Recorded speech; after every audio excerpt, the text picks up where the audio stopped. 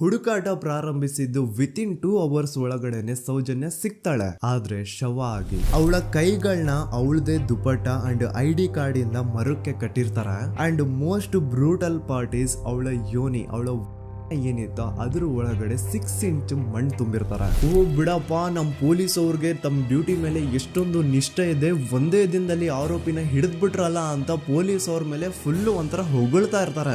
ಆದ್ರೆ ಪಾಪ ಜನರಿಗೆ ಎಲ್ಲಿ ಗೊತ್ತಿತ್ತು ಈ ಕೇಸ್ ನ ರಿಯಲ್ ಆರೋಪಿ ಬೇರೆ ಯಾರೋ ಇದಾರೆ, ಪೊಲೀಸ್ ಅವರೇ ಈ ಕೇಸ್ ನ ಮಿಸ್ಲೀಡ್ ಮಾಡೋದಕ್ಕೆ ಸುಮ್ನೆ ಸಂತೋಷ್ನ ಅರೆಸ್ಟ್ ಮಾಡಿದ್ದಾರೆ ಅಂತ. ಪೊಲೀಸ್ ಅವರು ಈ ಕೇಸ್ ಅಲ್ಲಿ ಕರಪ್ಟ್ ಆಗಿದ್ದಾರೆ, ಪೊಲೀಸ್ ಅವರೇ ಸತ್ಯ ಮುಚ್ಚಿಡ್ಲಿಕ್ಕೆ ಟ್ರೈ ಮಾಡ್ತಿದ್ದಾರೆ. ಹಾಗಾಗಿ ಈ ಕೇಸ್ ನ ಇನ್ಮುಂದೆ ಪೊಲೀಸ್ ಅವರಲ್ಲದೆ CBI ಅವರು ಇನ್ವೆಸ್ಟಿಗೇಷನ್ ಮಾಡಬೇಕು, ಈ ಕೇಸ್ ನ CBI ಒಪ್ಸಿ ಅಂತ ಅಗೇನ್ ಪ್ರೊಟೆಸ್ಟ್ ಗಳು ಸ್ಟಾರ್ಟ್ ಆಗ್ತವೆ. ಸೌಜನ್ಯ ಕೇಸ್ ಒಂದೇ ಅಲ್ಲ, ನಾರಾಯಣ ಹಾಗೂ ಯಮುನಾ ಕೇಸಲ್ಲೂ, ವೇದವಲ್ಲಿ ಕೇಸಲ್ಲೂ, ಆ ಬ್ಯಾಂಕ್ ಮ್ಯಾನೇಜರ್ ನ ಕೇಸಲ್ಲೂ ಹಾಗೂ ಪದ್ಮಲತಾ ಕೇಸಲ್ಲೂ ಸೀದಾ ಡೈರೆಕ್ಟ್ ಡೌಟ್ ಬರೋದೆ ಊರಿನ ಗೌಡ್ರ ಮೇಲೆ. ಸೌಜನ್ಯ ಕೇಸ್ ಬಿಟ್ಟು ಆ ಇನ್ನೊಂದು ಕೇಸ್ ಯಾವುದು, ಅದಕ್ಕೂ ಸಂತೋಷ್ಗೂ ಏನ್ ಸಂಬಂಧ, ಅದ್ರಲ್ಲಿ ಯಾಕೆ ಸಂತೋಷ್ನ ಪೊಲೀಸ್ ಅವರು ಫಿಟ್ ಮಾಡಿದ್ರು ಅಂತ ಪ್ರತಿಯೊಂದು ಹೇಳ್ತೀನಿ. ನಾನು ಈ ಚಾನೆಲ್ ನ ಸ್ಟಾರ್ಟ್ ಮಾಡಿದಾಗಿಂದ one of the most requested video ಬಂದು ಸೌಜನ್ಯ ಕೇಸ್ ಬಗ್ಗೆ. ಸರಿ, ನಮ್ ದೂತ ಸಭೆಯ ಪ್ರಜೆಗಳು ಇಷ್ಟೊಂದು ಕೇಳ್ತಿದಾರಲ್ಲ, ಈ ಒಂದು ಕೇಸ್ ಬಗ್ಗೆ ವಿಡಿಯೋ ಮಾಡುವ ಅಂತ ಸೌಜನ್ಯ ಕೇಸ್ ಬಗ್ಗೆ ನಾನು ರಿಸರ್ಚ್ ಸ್ಟಾರ್ಟ್ ಮಾಡಿದೆ. ಅಂಡ್ ಟ್ರಸ್ಟ್ ಮೀ, ಎಷ್ಟೊಂದು ಕಾಂಪ್ಲೆಕ್ಸ್ ಈ ಒಂದು ಕೇಸ್ ಇದೆ ಅಂತಂದ್ರೆ ನನ್ ತಲೆನೇ ಕೆಟ್ಬಿಡ್ತು. ಬಟ್ ಡೋಂಟ್ ವರಿ, ನಿಮ್ಗಂತೂ ಪ್ರತಿ ಒಂದನ್ನ ತುಂಬಾ ಸಿಂಪಲ್ ಆಗಿ ಅರ್ಥ ಮಾಡಿಸ್ತೇನೆ. ಅನ್ಕೊಳ್ಳಿ, ಒಂದು ಊರು, ಆ ಊರಲ್ಲಿ ಒಂದು ಗೌಡ್ರ ಕುಟುಂಬ ಇದೆ. ಅಂಡ್ ಆ ಗೌಡ್ರ ಕುಟುಂಬ ತುಂಬಾನೇ ಪವರ್ಫುಲ್, ಲೈಕ್ ನಾವು ಮೂವೀಸ್ ಅಲ್ಲಿ ನೋಡ್ತೀವಿ ಹಂಗೆ. ಸೊ ಗೌಡ್ರ ಊರು ಬಂದು ಧರ್ಮಸ್ಥಳ ಅಂತ. ಆ ಒಂದು ಊರಲ್ಲಿ ಇವ್ರಿಗೆ ಸಖತ್ ಕಂಟ್ರೋಲ್ ಇರುತ್ತೆ. ಈವನ್ ಅದೇ ಒಂದು ರೀಜನ್ ಅಲ್ಲಿ ಇರುವಂತಹ ಒಂದು ತುಂಬಾನೇ ಪಾಪ್ಯುಲರ್ ದೇವಸ್ಥಾನನು ಸಹ ಇವರೇ ಕಂಟ್ರೋಲ್ ಮಾಡ್ತಿರ್ತಾರೆ. ಆ ಒಂದು ದೇವಸ್ಥಾನ ಇಂದ ಈ ಗೌಡ್ರ ಕುಟುಂಬಕ್ಕೆ ಎಷ್ಟೊಂದು ದುಡ್ಡು ಬರ್ತಾ ಇರುತ್ತೆ ಅಂತಂದ್ರೆ, ಅದೇ ದುಡ್ಡಲ್ಲಿ ಇವರು ಬೇಜನ್ ಪ್ರೈವೇಟ್ ಪ್ರೈಮರಿ ಅಂಡ್ ಹೈಸ್ಕೂಲ್ಸ್ ನ ಸ್ಥಾಪನೆ ಮಾಡಿರ್ತಾರೆ, ಬೇಜನ್ ಪ್ರೈವೇಟ್ ಮೆಡಿಕಲ್ ಕಾಲೇಜಸ್ ಇರ್ತವೆ, ಅಂಡ್ ಬೇಜನ್ ಪ್ರೈವೇಟ್ ದೊಡ್ಡ ದೊಡ್ಡ ಹಾಸ್ಪಿಟಲ್ಸ್ ಇರ್ತವೆ. ಒಟ್ಟಲ್ಲಿ ಹೇಳ್ಬೇಕು ಅಂತಂದ್ರೆ ದುಡ್ಡಿನ ಸುರಿಮಳೆ ಇವ್ರಿಗೆ. ನೋಡಿ, ನಮ್ಮ ಭಾರತ ದೇಶದಲ್ಲಿ ಒಂದು ಕಾನೂನು ಇದೆ, ದ ರಿಲಿಜಿಯಸ್ ಎಂಡೋಮೆಂಟ್ ಆಕ್ಟ್ 1863 ಅಂತ. ಬೇಸಿಕಲಿ ಈ ಒಂದು ಕಾನೂನು ಏನ್ ಹೇಳುತ್ತೆ ಅಂತಂದ್ರೆ, ಭಾರತದಲ್ಲಿ ಯಾವ್ದೆಲ್ಲ ಹಿಂದೂ ಟೆಂಪಲ್ಸ್ ಇದಾವೋ ಅವೆಲ್ಲ ಗವರ್ಮೆಂಟ್ ಪ್ರಾಪರ್ಟಿ. ಆ ಹಿಂದೂ ಟೆಂಪಲ್ಸ್ ನ ಮ್ಯಾನೇಜ್ಮೆಂಟ್ ಎಲ್ಲ ಗವರ್ಮೆಂಟ್ ಕೈಗೆ ಹೋಗಿ ಗವರ್ಮೆಂಟ್ ಡಿಸೈಡ್ ಮಾಡುತ್ತೆ ಆ ಮ್ಯಾನೇಜ್ಮೆಂಟ್ ಅಲ್ಲಿ ಯಾರ್ ಕೆಲ್ಸಕ್ಕೆ ಇರಬೇಕು, ಯಾರ್ ಕೆಲ್ಸಕ್ಕೆ ಇರಬಾರ್ದು, ಅಂಡ್ ಆ ಟೆಂಪಲ್ ಇಂದ ಬರ್ತಿರುವಂತಹ ಡೊನೇಷನ್ ಅಮೌಂಟ್ ನ ಏನ್ ಮಾಡ್ಬೇಕು ಅಂತ. ಸೊ ಈ ಒಂದು ಕಾನೂನಿನ ಪ್ರಕಾರ ಗವರ್ಮೆಂಟ್ ಇಂಡಿಯಾದಲ್ಲಿ ಇರುವಂತಹ ಆಲ್ಮೋಸ್ಟ್ ಎಲ್ಲಾ ಹಿಂದೂ ಟೆಂಪಲ್ಸ್ ನ ತನ್ನ ಕಂಟ್ರೋಲ್ ಅಲ್ಲಿ ತಗೋತಾ ಇರ್ಬೇಕಾದ್ರೆ ಗವರ್ಮೆಂಟ್ ಅಫಿಷಿಯಲ್ಸ್ ಧರ್ಮಸ್ಥಳ ಶ್ರೀ ಮಂಜುನಾಥ ದೇವಸ್ಥಾನಕ್ಕೂ ರೀಚ್ ಔಟ್ ಮಾಡ್ತಾರೆ. ಅಂಡ್ ಆಗ ಇಷ್ಟು ದಿನ ಟೆಂಪಲ್ ನ ಕಂಟ್ರೋಲ್ ಮಾಡ್ತಿದ್ದಂತಹ ಆ ಗೌಡ್ರ ಕುಟುಂಬ ಏನ್ ಹೇಳುತ್ತೆ ಗೊತ್ತಾ, ಇಲ್ಲ ಇಲ್ಲ, ಇದು ಹಿಂದೂ ಟೆಂಪಲ್ ಅಲ್ಲ, ಇದು ಜೈನ್ ಫ್ಯಾಮಿಲಿಗೆ ಬಿಲಾಂಗ್ ಮಾಡುವಂತಹ ಒಂದು ಪ್ರೈವೇಟ್ ಟೆಂಪಲ್ ಅಂತ ಹೇಳ್ತಾರೆ. ನಾನ್ ಇಷ್ಟು ದಿನ ಧರ್ಮಸ್ಥಳ ಶ್ರೀ ಮಂಜುನಾಥ ದೇವಸ್ಥಾನ ಒಂದು ಹಿಂದೂ ಟೆಂಪಲ್ ಅಂತ ಅನ್ಕೊಂಡಿದ್ದೆ, ಆದ್ರೆ ಈಗಷ್ಟೇ ನನಗೂ ಗೊತ್ತಾಗಿದ್ದು ಇದು ಹಿಂದೂ ಟೆಂಪಲ್ ಅಲ್ಲ, ಇದು ಒಂದು ಜೈನ್ ಫ್ಯಾಮಿಲಿಗೆ ಬಿಲಾಂಗ್ ಮಾಡುವಂತಹ ಪ್ರೈವೇಟ್ ಜೈನ್ ಟೆಂಪಲ್ ಅಂತ. ಸೊ ಹೀಗಾಗಿ ಗವರ್ಮೆಂಟ್ ಅಫಿಷಿಯಲ್ಸ್ ಏನೂ ಮಾಡಕ್ಕಾಗದೆ ಇವತ್ತಿನವರೆಗೂ ಈ ಒಂದು ಧರ್ಮಸ್ಥಳ ಶ್ರೀ ಮಂಜುನಾಥ ದೇವಸ್ಥಾನನ ಒಂದು ಪ್ರೈವೇಟ್ ಟ್ರಸ್ಟ್ ನಡೆಸ್ಕೊಂಡು ಹೋಗ್ತಿದೆ. ಅಂಡ್ ಆ ಪ್ರೈವೇಟ್ ಟ್ರಸ್ಟ್ ನ ಓನರ್ ಯಾರು, ಅದೇ ಗೌಡ್ರ ಕುಟುಂಬ. ನೋಡಿ, ನಾನು ಈ ವಿಡಿಯೋದಲ್ಲಿ ಯಾರ್ದು ರಿಯಲ್ ನೇಮ್ಸ್ ನ ಬಳಸ್ತಿಲ್ಲ. ಪ್ರೀವಿಯಸ್ಲಿ ಬೇರೆ ಯೂಟ್ಯೂಬರ್ಸ್ ತಮ್ಮ ವಿಡಿಯೋಸ್ ಅಲ್ಲಿ ರಿಯಲ್ ನೇಮ್ಸ್ ನ ಬಳಸಿದ್ದಾರೆ ಅನ್ನೋ ಒಂದೇ ಒಂದು ಕಾರಣಕ್ಕೆ ಅವ್ರ ವಿಡಿಯೋಸ್ ನ ಡಿಲೀಟ್ ಮಾಡಿಸಿದ್ದಾರೆ. ಸೊ ಅವ್ರ ಜೊತೆ ಆಗಿದ್ದು ನನ್ ಜೊತೆ ಆಗೋದ್ ಬೇಡ, ಸತ್ಯ ಮುಚ್ಚೋಗೋದು ನನ್ಗಿಷ್ಟ ಇಲ್ಲ. ಹಾಗಾಗಿ ನಾನಿಲ್ಲಿ ರಿಯಲ್ ನೇಮ್ಸ್ ನ ಬಳಸ್ತಿಲ್ಲ. ಆದ್ರೆ ನಾನು ಯಾರನ್ನ ಪಾಯಿಂಟ್ ಔಟ್ ಮಾಡಿ ಹೇಳ್ತಿದ್ದೀನಿ ಅನ್ನೋದು ಮಾತ್ರ ನಿಮಗೆ ತುಂಬಾ ಕ್ಲಿಯರ್ಲಿ ಅರ್ಥ ಆಗುತ್ತೆ. Don't worry.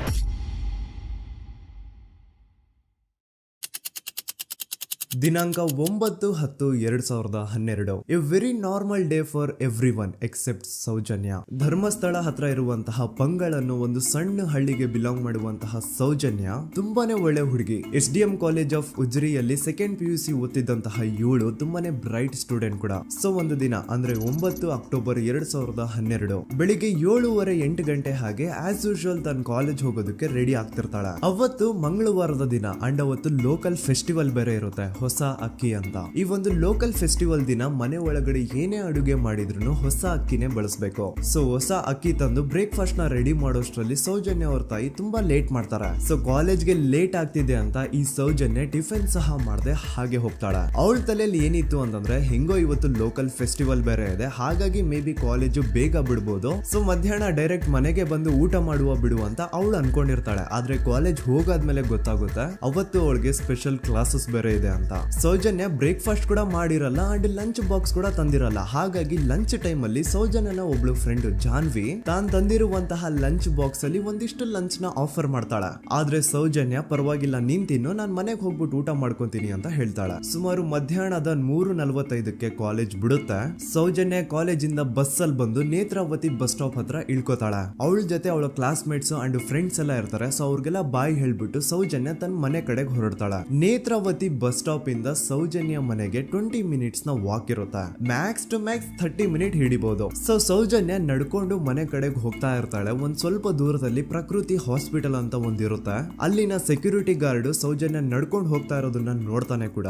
ನಂತರ ಸೌಜನ್ಯ ಒಂದು 10 ನಿಮಿಷ ಹಂಗೆ ಮುಂದೆ ನಡ್ಕೊಂಡು ಹೋಗಾದ್ಮೇಲೆ ಸೌಜನ್ಯಗೆ ತನ್ನ ಮಾವ ಸಿಗ್ತಾರೆ. ಅವರು ಸೌಜನ್ಯನ ನೋಡಿ ಮಾತಾಡಿಸ್ತಾರೆ. ಯಾಕಮ್ಮ ಕಾಲೇಜಿಂದ ಇಷ್ಟು ಲೇಟ್ ಬರ್ತಿದ್ಯಾ ಅಂತ ಕೇಳ್ತಾರೆ. ಆಗ ಸೌಜನ್ಯ ಇಲ್ಲ ಮಾವ, ಕಾಲೇಜಲ್ಲಿ ಸ್ಪೆಷಲ್ ಕ್ಲಾಸ್ ಇತ್ತು ಹಾಗಾಗಿ ಲೇಟ್ ಆಗ್ಬಿಡ್ತು ಅಂತ ಹೇಳಿ ಒಂದೆರಡು ಮಾತಾಡಿಸಿ ನಂತರ ತನ್ನ ಮನೆ ಕಡೆ ತಾನು ಹೊರಡ್ತಾಳೆ. ಈಗ ಆ ಒಂದು ಪಾಯಿಂಟ್ ಇಂದ ಸೌಜನ್ಯಗೆ ತನ್ನ ಮನೆ ಹೋಗ್ಲಿಕ್ಕೆ 10 ನಿಮಿಷ ಬೇಕು. ಮ್ಯಾಕ್ಸ್ ಟು ಮ್ಯಾಕ್ಸ್ 20 ಮಿನಿಟ್ ಅನ್ಕೊಳ್ಳಿ. 3:45ಕ್ಕೆ ಕಾಲೇಜ್ ಬಿಟ್ರೆ ಅರೌಂಡ್ 4:30ಗೆ ಮನೇಲಿ ಇರ್ಬೇಕಾಗಿದ್ದು ಹುಡುಗಿ 6:30-7 ಗಂಟೆ ಆಗಿದ್ರು ಮನೆಗೆ ಸೇರಿರಲ್ಲ. ಸೊ ಮನೇಲಿ ಸೌಜನ್ಯ ಅವ್ರ ತಾಯಿಗೆ ಟೆನ್ಷನ್ ಸ್ಟಾರ್ಟ್ ಆಗುತ್ತೆ. ಏನಪ್ಪಾ ಈ ಹುಡುಗಿ ಎಷ್ಟೊತ್ತಾದ್ರೂ ಇನ್ನು ಮನೆಗ್ ಬಂದಿಲ್ವಲ್ಲ ಅಂತ. ಸೊ ಅವ್ರೇನ್ ಮಾಡ್ತಾರೆ, ಸೌಜನ್ಯ ಅವ್ರ ತಂದೆ ಕಾಲ್ ಮಾಡ್ಬಿಟ್ಟು ರೀ ಹಿಂಗೆ 3:30-4 ಗಂಟೆಗೆ ಕಾಲೇಜಿಂದ ಮನೆಗ್ ಬರ್ತಿದ್ದಿದ್ ನಮ್ ಹುಡುಗಿ ಇವತ್ತು 7 ಗಂಟೆ ಆದ್ರೂ ಇನ್ನು ಮನೆಗ್ ಬಂದಿಲ್ಲ, ನೀವು ಸ್ವಲ್ಪ ಬೇಗ ಮನೆಗ್ ಬಂದು ವಿಚಾರಿಸಿ ಅಂತ ಗಾಬ್ರಿಲಿ ಹೇಳ್ತಾರೆ. ಸರಿ ಅಂತ ಸೌಜನ್ಯ ಅವ್ರ ತಂದೆ ಮನೆಗ್ ಬಂದ್ಬಿಟ್ಟು ಸೌಜನ್ಯನ ಫ್ರೆಂಡ್ಸ್ ಕ್ಲಾಸ್ ಮೇಟ್ಸ್ ಯಾರ್ದೆಲ್ಲ ಅವ್ರ ಹತ್ರ ನಂಬರ್ ಇರುತ್ತೋ ಅವ್ರಿಗೆಲ್ಲ ಕಾಲ್ ಮಾಡ್ಬಿಟ್ಟು ಸೌಜನ್ಯ ಬಗ್ಗೆ ಕೇಳ್ತಾರ. ನಮ್ ಹುಡುಗಿ ಏನಾದ್ರು ನಿಮ್ ಮನೆಗ್ ಬಂದಿದ್ದಾಳ ಅಮ್ಮ ಅಂತ. ಆದ್ರೆ ಸೌಜನ್ಯನ ಫ್ರೆಂಡ್ಸ್ ಅಂಡ್ ಕ್ಲಾಸ್ ಮೇಟ್ಸ್ ಎಲ್ಲ ಇಲ್ಲ ಅಂಕಲ್ ನಮ್ಮ ಮನೆಗಂತೂ ಸೌಜನ್ಯ ಏನು ಬಂದಿಲ್ಲ, ಅವಳು ಬಸ್ ಸ್ಟಾಪ್ ಇಂದ ಸೀದಾ ನಿಮ್ ಮನೆ ಕಡೆಗೇನೆ ಹೊರಟ್ಲಲ್ವಾ, ಯಾಕೆ ಇನ್ನೂ ಬಂದಿಲ್ವಾ ಅಂತ ಕೇಳ್ತಾರ. ಆಗ ಸೌಜನ್ಯ ಅವ್ರ ತಂದೆ ಇಲ್ಲಮ್ಮ ಬಂದಿಲ್ಲ ಹಾಗಾಗಿನೇ ಕಾಲ್ ಮಾಡಿರೋದು ಅಂತ ಹೇಳಿ ಕಾಲ್ ಕಟ್ ಮಾಡ್ತಾರ. ದೆನ್ ಸೌಜನ್ಯ ಅವ್ರ ತಂದೆ ಸೌಜನ್ಯ ಅವ್ರ ಮಾವ ಕಾಲ್ ಮಾಡ್ತಾರ. ಅಳಿಯ ಎಲ್ಲಿದ್ಯಾ, ನನ್ ಮಗಳು ಇನ್ನು ಮನೆಗ್ ಬಂದಿಲ್ಲ, ನೀನೇನಾದ್ರೂ ಅವಳನ್ನ ನೋಡ್ದ ಅಂತ ಕೇಳ್ತಾರ. ಆ ಕಡೆಯಿಂದ ಅವರು ಸೌಜನ್ಯನ ಮಾವ ಹೇಳ್ತಾರೆ, ಹ್ಞೂ ನಾನ್ ನೋಡ್ದೆ, 4:15 ಹಾಗೆ ಆ ಹುಡುಗಿ ಕಾಲೇಜಿಂದ ಬರ್ಬೇಕಾದ್ರೆ ನನಗ್ ಕಾಣಿಸಿದ್ಲು, ನಾನ್ ಸ್ವಲ್ಪ ಮಾತಾಡ್ದೆ ಅವಳ ಹತ್ರ, ಅದಾದ್ಮೇಲೆ ಅವಳು ಮನೆ ಕಡೆ ಹೋದ್ಲಲ್ಲ, ಯಾಕೆ ಇನ್ನೂ ಬಂದಿಲ್ವಾ ಅಂತ ಅವರೇ ಉಲ್ಟಾ ಕ್ವಶನ್ ಕೇಳ್ತಾರ. ಈ ಕಡೆ ಸೌಜನ್ಯ ಅವ್ರ ತಂದೆ ಇಲ್ಲ 7 ಗಂಟೆ ಆದ್ರೂ ಮಗು ಇನ್ನು ಮನೆಗ್ ಬಂದಿಲ್ಲ, ನಮ್ಗೆ ಯಾಕೋ ತುಂಬಾ ಗಾಬರಿ ಆಗ್ತಿದೆ, ನೀನೊಂದ್ ಕೆಲ್ಸ ಮಾಡು, ನಮ್ಮವ್ರನ್ನೆಲ್ಲ ಸೇರ್ಸು, ಎಲ್ರೂ ಸೇರಿ ಹುಡುಕುವ ಅವಳನ್ನ ಅಂತ ಸುಮಾರು ರಾತ್ರಿ 7 ಗಂಟೆಯಿಂದ ಹಿಡಿದು 11 ಗಂಟೆವರೆಗೂ ಸೌಜನ್ಯನ ಮನೆಯವರು ಅಂಡ್ ಊರಿನ ಜನ 200-300 ಜನ ಸೇರ್ಕೊಂಡು ಸೌಜನ್ಯನ ಹುಡುಕ್ತಾರೆ. ಆದ್ರೆ ಸೌಜನ್ಯನ ಒಂದು ಸುಳಿವು ಸಿಗಲ್ಲ. ಸೊ ಕೊನೆಗೆ ಸಹಾಯ ಕೇಳ್ತಾ ರಾತ್ರಿ 11 ಗಂಟೆ ಹಾಗೆ ಸೌಜನ್ಯನ ತಂದೆ ತಾಯಿ ಅಂಡ್ ಊರಿನ ಜನ ಎಲ್ಲ ಬೆಳ್ತಂಗಡಿ ಪೊಲೀಸ್ ಸ್ಟೇಷನ್ ಹತ್ರ ಹೋಗ್ತಾರ. ಅಲ್ಲಿ ಪೊಲೀಸ್ ಅವ್ರ ಹತ್ರ ಕಾಲೇಜ್ ಹೋಗಿದ್ ನಮ್ ಹುಡುಗಿ ಇಷ್ಟೊತ್ತಾದ್ರೂ ಇನ್ನು ಮನೆಗ್ ಬಂದಿಲ್ಲ, ಎಷ್ಟು ಹುಡುಕಿದ್ರು ಸಿಗ್ತಾ ಇಲ್ಲ, ಸೊ ಪ್ಲೀಸ್ ಒಂದು ಮಿಸ್ಸಿಂಗ್ ರಿಪೋರ್ಟ್ ನ ಫೈಲ್ ಮಾಡಿ ನಮ್ ಹುಡುಗಿನ ಹುಡುಕೊಡಿ ಅಂತ ಕೇಳ್ಕೊತಾರ. ಆದ್ರೆ ಪೊಲೀಸ್ ಅವರು ಒಪ್ಪಲ್ಲ. ಇಲ್ಲ ಯಾವುದೇ ಪರ್ಸನ್ ಮಿಸ್ಸಿಂಗ್ ಆದ್ರೆ ಆಫ್ಟರ್ 24 ಅವರ್ಸ್ ಆದ್ಮೇಲೆ ರಿಪೋರ್ಟ್ ಫೈಲ್ ಮಾಡಕ್ಕಾಗೋದು. ಸೊ ನೀವ್ ಒಂದ್ ಕೆಲ್ಸ ಮಾಡಿ, ಈಗ ಮನೆಗ್ ಹೋಗಿ ನಾಳೆ ಬೆಳಿಗ್ಗೆವರೆಗೂ ನೋಡಿ, ನಾಳೆ ಬೆಳಿಗ್ಗೆವರೆಗೂ ನಿಮ್ ಮಗಳು ನಿಮ್ ಮನೆಗ್ ಬಂದಿಲ್ಲ ಅಂತಂದ್ರೆ ಆಗ ಬಂದ್ಬಿಟ್ಟು ಮಿಸ್ಸಿಂಗ್ ರಿಪೋರ್ಟ್ ನ ಫೈಲ್ ಮಾಡಿಸಿ ಅಂತ ಹೇಳಿ ಕಳಿಸ್ತಾರ. ಆಗ ಆಲ್ಮೋಸ್ಟ್ ಮಿಡ್ ನೈಟ್ ಆಗಿರೋದ್ರಿಂದ ಅಂಡ್ ಮಳೆ ಬೇರೆ ತುಂಬಾ ಜೋರಾಗಿ ಬರ್ತಾ ಇರುತ್ತೆ. ಸೊ ಈ ಸಿಚುವೇಶನ್ ಅಲ್ಲಿ ಸೌಜನ್ಯನ ಹುಡುಕ್ಲಿಕ್ಕೆ ಆಗಲ್ಲ. ನಾಳೆ ಬೆಳಿಗ್ಗೆ ಸೇರ್ಕೊಂಡು ಅಗೇನ್ ಎಲ್ರು ಸೌಜನ್ಯನ ಹುಡುಕುವ ಅಂತ ಸೌಜನ್ಯನ ಮನೆಯವರು ಅಂಡ್ ಊರಿನ ಜನ ಎಲ್ರು ತಮ್ಮ ಮನೆಗೆ ಹೋಗ್ಬಿಡ್ತಾರ.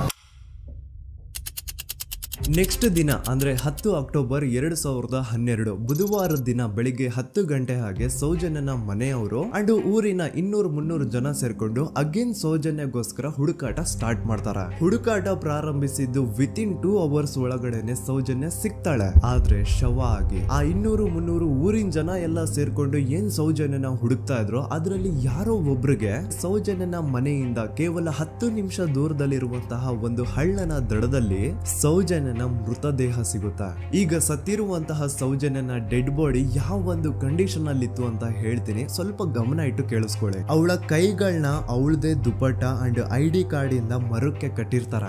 ಅವಳ ಬಾಡಿ ಎಲ್ಲ ನೇಕೆಡ್ ಇರುತ್ತೆ, ಮೈ ಮೇಲೆ ಸರಿಯಾದ ಬಟ್ಟೆ ಇರಲ್ಲ, ಮೈ ಮೇಲೆ ಮಲ್ಟಿಪಲ್ ಕಟ್ ಮಾರ್ಕ್ಸ್ ಇರುತ್ತೆ, ತುಂಬಾ ಜೋರಾಗಿ ಹೊಡೆದಿರುವಂತಹ ಗಾಯಗಳು ಮೈ ಮೇಲೆ ಎದ್ದು ಕಾಣಿಸ್ತಿರ್ತವೆ. ಅವಳ ರಿಪ್ಸ್ ಎದೆ ಭಾಗದ ಮೂಳೆಗಳೆಲ್ಲ ಮುರಿದು ಹೋಗ್ಬಿಟ್ಟಿರ್ತವೆ. And most brutal part is ಅವಳ ಯೋನಿ, ಅವಳ ಏನಿತ್ತು ಅದ್ರ ಒಳಗಡೆ 6 ಇಂಚ್ ಮಣ್ಣು ತುಂಬಿರ್ತಾರೆ. ಆ ಬಾಡಿ ಕಂಡೀಷನ್ ನ ನೋಡಿದಾದ್ಮೇಲೆ ಒಂದಂತೂ ತುಂಬಾ ಕ್ಲಿಯರ್ ಆಗಿ ಅರ್ಥ ಆಗುತ್ತೆ, ಅವಳನ್ನ ಯಾರೋ ತುಂಬಾ ಫೋರ್ಸ್ಫುಲಿ ಮಾಡಿ ನಂತರ ನಿರ್ದಯವಾಗಿ ಸಾಯಿಸಿದ್ದಾರೆ ಅಂತ. ಇಲ್ಲಿ ಕ್ರಿಮಿನಲ್ಸ್ ನ ಬುದ್ಧಿವಂತಿಕೆ ನೋಡಿ ಪೊಲೀಸ್ ಅವ್ರಿಗೆ ಏನೂ ಸುಳಿವು ಸಿಗ್ಬಾರ್ದು ಅಂತ ಅವಳ ಯೋನಿ ಒಳಗಡೆ 6 ಇಂಚ್ ಅಷ್ಟು ಮಣ್ಣು ತುಂಬ ಹೋಗಿರ್ತಾರೆ. ಸೊ ದೆನ್ ಪೊಲೀಸ್ ಅವ್ರಿಗೆ ವಿಷಯ ಗೊತ್ತಾಗುತ್ತೆ. ಅವರು ಸ್ಪಾಟ್ ಗೆ ಬಂದು ಸೌಜನ್ಯನ ಬಾಡಿನ ರಿಕವರ್ ಮಾಡಿ ಆ ಒಂದು ಸ್ಪಾಟ್ ನ ಕಂಪ್ಲೀಟ್ ಸೀಸ್ ಮಾಡ್ತಾರ. ಒಬ್ಳು ಸಾಮಾನ್ಯ ಮಿಡಲ್ ಕ್ಲಾಸ್ ಹುಡುಗಿ, ಒಬ್ಳು ವೆರಿ ಬ್ರೈಟ್ ಸ್ಟೂಡೆಂಟ್ ನ ಈ ಮಟ್ಟಿಗೆ ಇಷ್ಟು ನಿರ್ದಯವಾಗಿ ಸಾಯಿಸಿರೋದು ಯಾರು? ಇನ್ ಕೇಸ್ ಏನಾದ್ರೂ ಈ ಕ್ರೈಮ್ ಮಾಡಿದವನು ಸಿಕ್ಕಿ ಬಿದ್ರೆ ಅವನ್ನ ಸುಮ್ನೆ ಬಿಡಬಾರ್ದು ಅಂತ ಜನ ಆಕ್ರೋಶ ವ್ಯಕ್ತಪಡಿಸ್ತಾರೆ. ಅಂಡ್ ಗೆಸ್ ವಾಟ್, ನಮ್ ಪೊಲೀಸ್ ಅವರು ಇಷ್ಟೊಂದು ಫಾಸ್ಟ್ ಆಗಿ ಇನ್ವೆಸ್ಟಿಗೇಷನ್ ಕಂಪ್ಲೀಟ್ ಮಾಡ್ತಾರೆ ಅಂತ ನಾನಂತೂ ಎಕ್ಸ್ಪೆಕ್ಟ್ ಮಾಡಿರ್ಲಿಲ್ಲ. ಅಂಡ್ ಈವನ್ ಈ ಒಂದು ವಿಷಯದಿಂದ ಊರಿನ ಜನನು ಶಾಕ್ ಆಗ್ತಾರೆ. ಸೌಜನ್ಯ ಬಾಡಿ ಸಿಕ್ಕಿದ್ದ ನೆಕ್ಸ್ಟ್ ದಿನ ಅಂದ್ರೆ 11 ಅಕ್ಟೋಬರ್ 2012 ಸಂಜೆ 5 ಗಂಟೆ ಹಾಗೆ ಯಾರು ಸೌಜನ್ಯನ ಮರ್ಡರ್ ಮಾಡಿದ್ನೋ ಆ ಕ್ರಿಮಿನಲ್ ಕೂಡ ಸಿಕ್ಕಿ ಬೀಳ್ತಾನೆ. ಈಗ ನೀವು ಥಿಂಕ್ ಮಾಡ್ಬೋದು, ಸೌಜನ್ಯನ ಯಾರು ಮರ್ಡರ್ ಮಾಡಿದ್ರು ಅಂಡ್ ಯಾರ ಕ್ರೈಮ್ ನ ಮಾಡಿದ್ರು ಅವನು ನೆಕ್ಸ್ಟ್ ದಿನಾನೇ ಸಿಕ್ಕಿ ಬಿದ್ದ. ಹಾಗಿದ್ರೆ ಈ ಕೇಸ್ ಯಾವಾಗ್ಲೂ ಕ್ಲೋಸ್ ಆಗ್ಬಿಡ್ಬೇಕಿತ್ತು. ಆದ್ರೂ ಸ್ಟಿಲ್ ಇವತ್ತಿನ ದಿನವರೆಗೂ ಯಾಕೆ ಈ ಕೇಸ್ ಪದೇ ಪದೇ ನ್ಯೂಸ್ ಅಲ್ಲಿ ಬರುತ್ತೆ ಅಂದ್ರೆ, ನಮ್ ದೂತ ಸಭೆಯ ಪ್ರಜೆಗಳೇ ರೆಡಿ ಆಗಿ, ಆರೋಪಿ ಸಿಕ್ಕಾದ್ಮೇಲೆ ಈ ಕೇಸು ಕ್ಲೋಸ್ ಆಗಿಲ್ಲ. ಆಕ್ಚುಲಿ ಈ ಕೇಸು ಓಪನ್ ಆಗಿದ್ದೆ ಈಗ.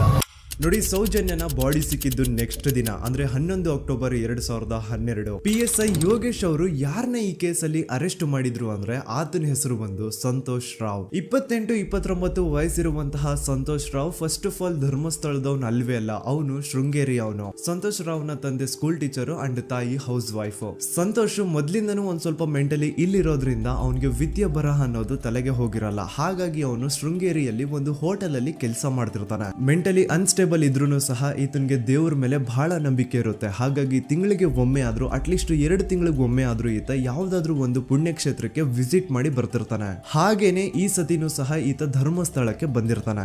ಇವನು ಧರ್ಮಸ್ಥಳಕ್ಕೆ ಬಂದಿದ್ದು ದಿನಾಂಕ 9 ಅಕ್ಟೋಬರ್ 2012. ಈ ದಿನಾಂಕನ ಸ್ವಲ್ಪ ನೋಟ್ ಮಾಡಿ ಇಟ್ಕೊಳ್ಳಿ, ಯಾಕಂತಂದ್ರೆ ಮುಂದೆ ಈ ಕೇಸಲ್ಲಿ ಇದೇ ಮೇಜರ್ ಟರ್ನಿಂಗ್ ಪಾಯಿಂಟ್. ಸೊ ಸೌಜನ್ಯನ ಡೆತ್ ಆಗಿಂತ ಒಂದು ದಿನ ಹಿಂದೆ ಧರ್ಮಸ್ಥಳಕ್ಕೆ ಬಂದಿರುವಂತಹ ಸಂತೋಷ್ ರಾವ್ಗೆ ಎಲ್ಲೂ ಉಳ್ಕೊಳ್ಳಿಕ್ಕೆ ಹೋಟೆಲ್ ಅಲ್ಲಿ ಅಥವಾ ಲಾಡ್ಜ್ ಅಲ್ಲಿ ರೂಮ್ ಸಿಗಲ್ಲ. ರೀಸನ್ ಇಷ್ಟೇ, ಸಂತೋಷ್ ರಾವ್ ನೋಡ್ಲಿಕ್ಕೆ ಸ್ವಲ್ಪ ಮೆಂಟಲಿ ಅನ್ಸ್ಟೇಬಲ್ ಪರ್ಸನ್ ತರ ಇರ್ತಾನೆ. ಅವನ ಅವತಾರ, ಅವನ ವೇಷಭೂಷಣ ಅಷ್ಟು ಸರಿ ಇರಲ್ಲ. ಹಾಗಾಗಿ ಇವನ್ಗೆ ಯಾವುದೇ ಒಂದು ಹೋಟೆಲ್ ಅಲ್ಲಿ ಅಥವಾ ಲಾಡ್ಜ್ ಅಲ್ಲಿ ಎಲ್ಲಿನೂ ರೂಮ್ ಸಿಗಲ್ಲ. ಸೊ ಉಳ್ಕೊಳ್ಳೋಕೆ ಜಾಗ ಸಿಗದೆ ಇವನೇನ್ ಮಾಡ್ತಾನೆ, ಅಲ್ಲೇ ಹತ್ರದಲ್ಲಿರುವಂತಹ ಬಾಹುಬಲಿ ಬೆಟ್ಟಕ್ಕೆ ಹೋಗಿ ಅಲ್ಲಿರುವಂತಹ ಬಾಹುಬಲಿ ಸ್ಟ್ಯಾಚು ಹತ್ರನೇ ಆಶ್ರಯ ತಗೊಳ್ತಾನೆ. ಅಂಡ್ 1-2 ದಿನ ಅವನು ಅಲ್ಲೇ ಉಳ್ಕೋತಾನೆ ಕೂಡ. ಡೇ ಟೈಮ್ ಅಲ್ಲಿ ಧರ್ಮಸ್ಥಳಕ್ಕೆ ಬಂದು ಧರ್ಮಸ್ಥಳ ಶ್ರೀ ಮಂಜುನಾಥ ದೇವಸ್ಥಾನದಲ್ಲಿದ್ದು ಅಲ್ಲೇ ಪ್ರಸಾದ ಊಟ ಎಲ್ಲ ಮಾಡಿ ನಂತರ ನೈಟ್ ಆಗ್ತಿದ್ದಂಗೆ ಬಾಹುಬಲಿ ಬೆಟ್ಟಕ್ಕೆ ಹೋಗಿ ಆ ಸ್ಟ್ಯಾಚು ಹತ್ರನೇ ಮಲ್ಕೊಳ್ತಿರ್ತಾನೆ.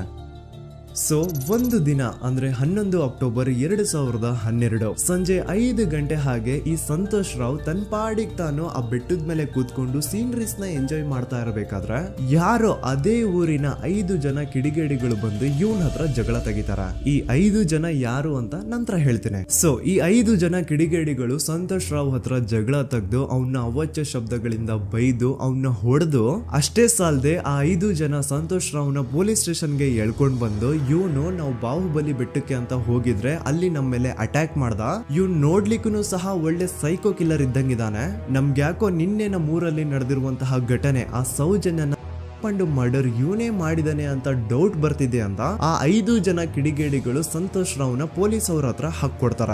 ಅಂಡ್ ಪೊಲೀಸ್ ಅವರು ಕೂಡ ಎಂತವ್ರು ನೋಡಿ, ಯಾರೋ 5 ಜನ ಕಿಡಿಗೇಡಿಗಳು ಬಂದು ಇವನೇ ಕೊಲೆ ಮಾಡಿದಾನೆ ಅಂತ ಹೇಳಿದ ತಕ್ಷಣ ಹಿಂದೆ ಮುಂದೆ ಕ್ರಾಸ್ ಚೆಕ್ ಮಾಡದೆ ಸಂತೋಷ್ ರಾವ್ನ ಅರೆಸ್ಟ್ ಮಾಡಿ ಸೌಜನ್ಯ ಕೇಸ್ ನ ಆರೋಪಿ ಸಿಕ್ಕಿದಾನೆ ಅಂತ ಎಲ್ಲಾ ಕಡೆ ಘೋಷಣೆ ಮಾಡ್ಬಿಡ್ತಾರ. ಜನರಿಗೆ ಈ ಕಡೆ ಒಂಥರ ನೆಮ್ಮದಿ, ಓ ಬಿಡಪ್ಪ ನಮ್ ಪೊಲೀಸ್ ಅವ್ರಿಗೆ ತಮ್ಮ ಡ್ಯೂಟಿ ಮೇಲೆ ಎಷ್ಟೊಂದು ನಿಷ್ಠೆ ಇದೆ, ಒಂದೇ ದಿನದಲ್ಲಿ ಆರೋಪಿನ ಹಿಡಿದ್ಬಿಟ್ರ ಅಂತ ಪೊಲೀಸ್ ಅವ್ರ ಮೇಲೆ ಫುಲ್ ಒಂಥರ ಹೊಗಳ್ತಾ ಇರ್ತಾರೆ. ಆದ್ರೆ ಪಾಪ ಜನರಿಗೆ ಎಲ್ಲಿ ಗೊತ್ತಿತ್ತು ಈ ಕೇಸ್ ನ ರಿಯಲ್ ಆರೋಪಿ ಬೇರೆ ಯಾರೋ ಇದಾರೆ, ಪೊಲೀಸ್ ಅವರೇ ಈ ಕೇಸ್ ನ ಮಿಸ್ಲೀಡ್ ಮಾಡೋದಕ್ಕೆ ಸುಮ್ನೆ ಸಂತೋಷ್ ನ ಅರೆಸ್ಟ್ ಮಾಡಿದ್ದಾರೆ ಅಂತ. ಸೊ ಸಂತೋಷ್ ರಾವ್ ಒಂದು ಹುಡುಗಿಯ ರೇಪ್ ಅಂಡ್ ಮರ್ಡರ್ ಕೇಸ್ ಅಲ್ಲಿ ಅರೆಸ್ಟ್ ಆಗಿದ್ದಾನೆ ಅನ್ನೋ ವಿಷಯ ಸಂತೋಷ್ ನ ತಾಯಿಗೆ ಗೊತ್ತಾದಾಗ ಅವ್ರ ಪಾಪ ನೋವಲ್ಲಿ ಕೊರ್ಗಿ ಸಾಯ್ತಾರ. ಅಂಡ್ ಇನ್ನು ಅವ್ರ ತಂದೆ ಒಂದು ಕಡೆ ಪಾಪ ಹೆಂಡತಿನ ಕಳ್ಕೊಂಡಿರುವಂತಹ ನೋವು, ಇನ್ನೊಂದು ಕಡೆ ಮಗ ನೋಡಿದ್ರೆ ಯಾವ್ದೋ ಫಾಲ್ಸ್ ಕೇಸ್ ಅಲ್ಲಿ ಅರೆಸ್ಟ್ ಆಗಿದ್ದಾನೆ. ಈ ಕಡೆ ಕೇಸ್ ನ ಇನ್ವೆಸ್ಟಿಗೇಷನ್ ನಡೀತಾ ಇದೆ. ಅಂಡ್ ಇಲ್ಲಿ ನಾನು PSI ಯೋಗೇಶ್ ಅವ್ರ ಬಗ್ಗೆ ಅಂತೂ ಮೆನ್ಷನ್ ಮಾಡ್ಲೇಬೇಕು. ಈ ಪೊಲೀಸ್ ಆಫೀಸರು ಗೊತ್ತಿದ್ದು ಈ ತಪ್ಪನ ಮಾಡಿದ್ರು ಅಥವಾ ಗೊತ್ತಿಲ್ದೇನೆ ಈ ತಪ್ಪನ ಮಾಡಿದ್ರು ನನ್ಗಂತೂ ಗೊತ್ತಿಲ್ಲ. ಸೊ ಇವ್ರು ಏನ್ ಮಾಡ್ತಾರೆ ಅಂತಂದ್ರೆ, ಸೌಜನ್ಯನ ಬಾಡಿನ ಪೋಸ್ಟ್ ಮಾರ್ಟಮ್ ಗೆ ಕಳಿಸಿದಾಗ ಡಾಕ್ಟರ್ಸ್ ಹಂಗೋ ಹಿಂಗೋ ಮಾಡಿ ಇಂದ ಕೆಲವೊಂದು ಸ್ಪರ್ಮ್ ನ ಸ್ಯಾಂಪಲ್ಸ್ ಕಲೆಕ್ಟ್ ಮಾಡ್ತಾರೆ. ಅದನ್ನ ಅವರು PSI ಯೋಗೇಶ್ ಗೆ ಕೊಟ್ಟು ಇದನ್ನ ವಿತಿನ್ 72 ಅವರ್ಸ್ ಒಳಗಡೆ ಇನ್ನೊಂದು ಲ್ಯಾಬ್ ಗೆ ಸಬ್ಮಿಟ್ ಮಾಡಿ ಅಂತ ತುಂಬಾ ಕ್ಲಿಯರ್ ಆಗಿ ಹೇಳ್ತಾರೆ. ಆದ್ರೆ PSI ಯೋಗೇಶ್ ಆ ಸ್ಪರ್ಮ್ ಸ್ಯಾಂಪಲ್ಸ್ ನ ವಿತಿನ್ 72 ಅವರ್ಸ್ ಒಳಗಡೆ ಲ್ಯಾಬ್ ಕಳ್ಸೋದಿರ್ಲಿ, ಅದನ್ನ 12 ದಿನ ಆದ್ಮೇಲೆ ಲ್ಯಾಬ್ ಕಳಿಸ್ತಾರೆ. ಅಷ್ಟೊತ್ತಿಗೆ ಆಲ್ರೆಡಿ ಆ ಸ್ಪರ್ಮ್ ಸ್ಯಾಂಪಲ್ಸ್ ಗೆಲ್ಲ ಫಂಗಸ್ ಹಿಡಿದು ಅದು ಅನ್ಫಿಟ್ ಫಾರ್ ಟೆಸ್ಟಿಂಗ್ ಅಂತ ಬರುತ್ತೆ. ಈಗ ನೀವೇ ಹೇಳಿ, ಎಂತ ಡಂಬೆಸ್ಟ್ ಪರ್ಸನ್ ಪೊಲೀಸ್ ಆಫೀಸರ್ ಆಗಿದ್ರು ಅವನ ಹತ್ರ ಒಂದು ಮರ್ಡರ್ ಕೇಸ್ ಬಂದಾಗ ಅವನ ಹತ್ರ ಇರೋ ಮೇನ್ ಸಾಕ್ಷಿನೇ, ಮೇನ್ ಎವಿಡೆನ್ಸ್ ಆ ಹುಡುಗಿಯ ಕಲೆಕ್ಟ್ ಆಗುವಂತಹ ಸ್ಪರ್ಮ್ ಸ್ಯಾಂಪಲ್ಸ್. ಸೊ ಅದನ್ನ ಮೊದಲು ಲ್ಯಾಬ್ ಕಳಿಸಿ ಅದನ್ನ ಐಡೆಂಟಿಫೈ ಮಾಡೋದು ಪೊಲೀಸ್ ಅವರ ಫಸ್ಟ್ ಡ್ಯೂಟಿ. ಆದ್ರೆ ಇಲ್ಲಿ PSI ಯೋಗೇಶ್ ಅವರು ಇದನ್ನೇ ಮರ್ತು ಹೋದ್ರು ಅಂತ ನೋಡಿ. ಯಾವುದೇ ಒಂದು ಕೇಸ್ ಅಲ್ಲಿ ಪೊಲೀಸ್ ಅವರು ಆದಷ್ಟು ಎವಿಡೆನ್ಸ್ ನ ಕಲೆಕ್ಟ್ ಮಾಡೋದಕ್ಕೆ ಟ್ರೈ ಮಾಡ್ತಾರೆ.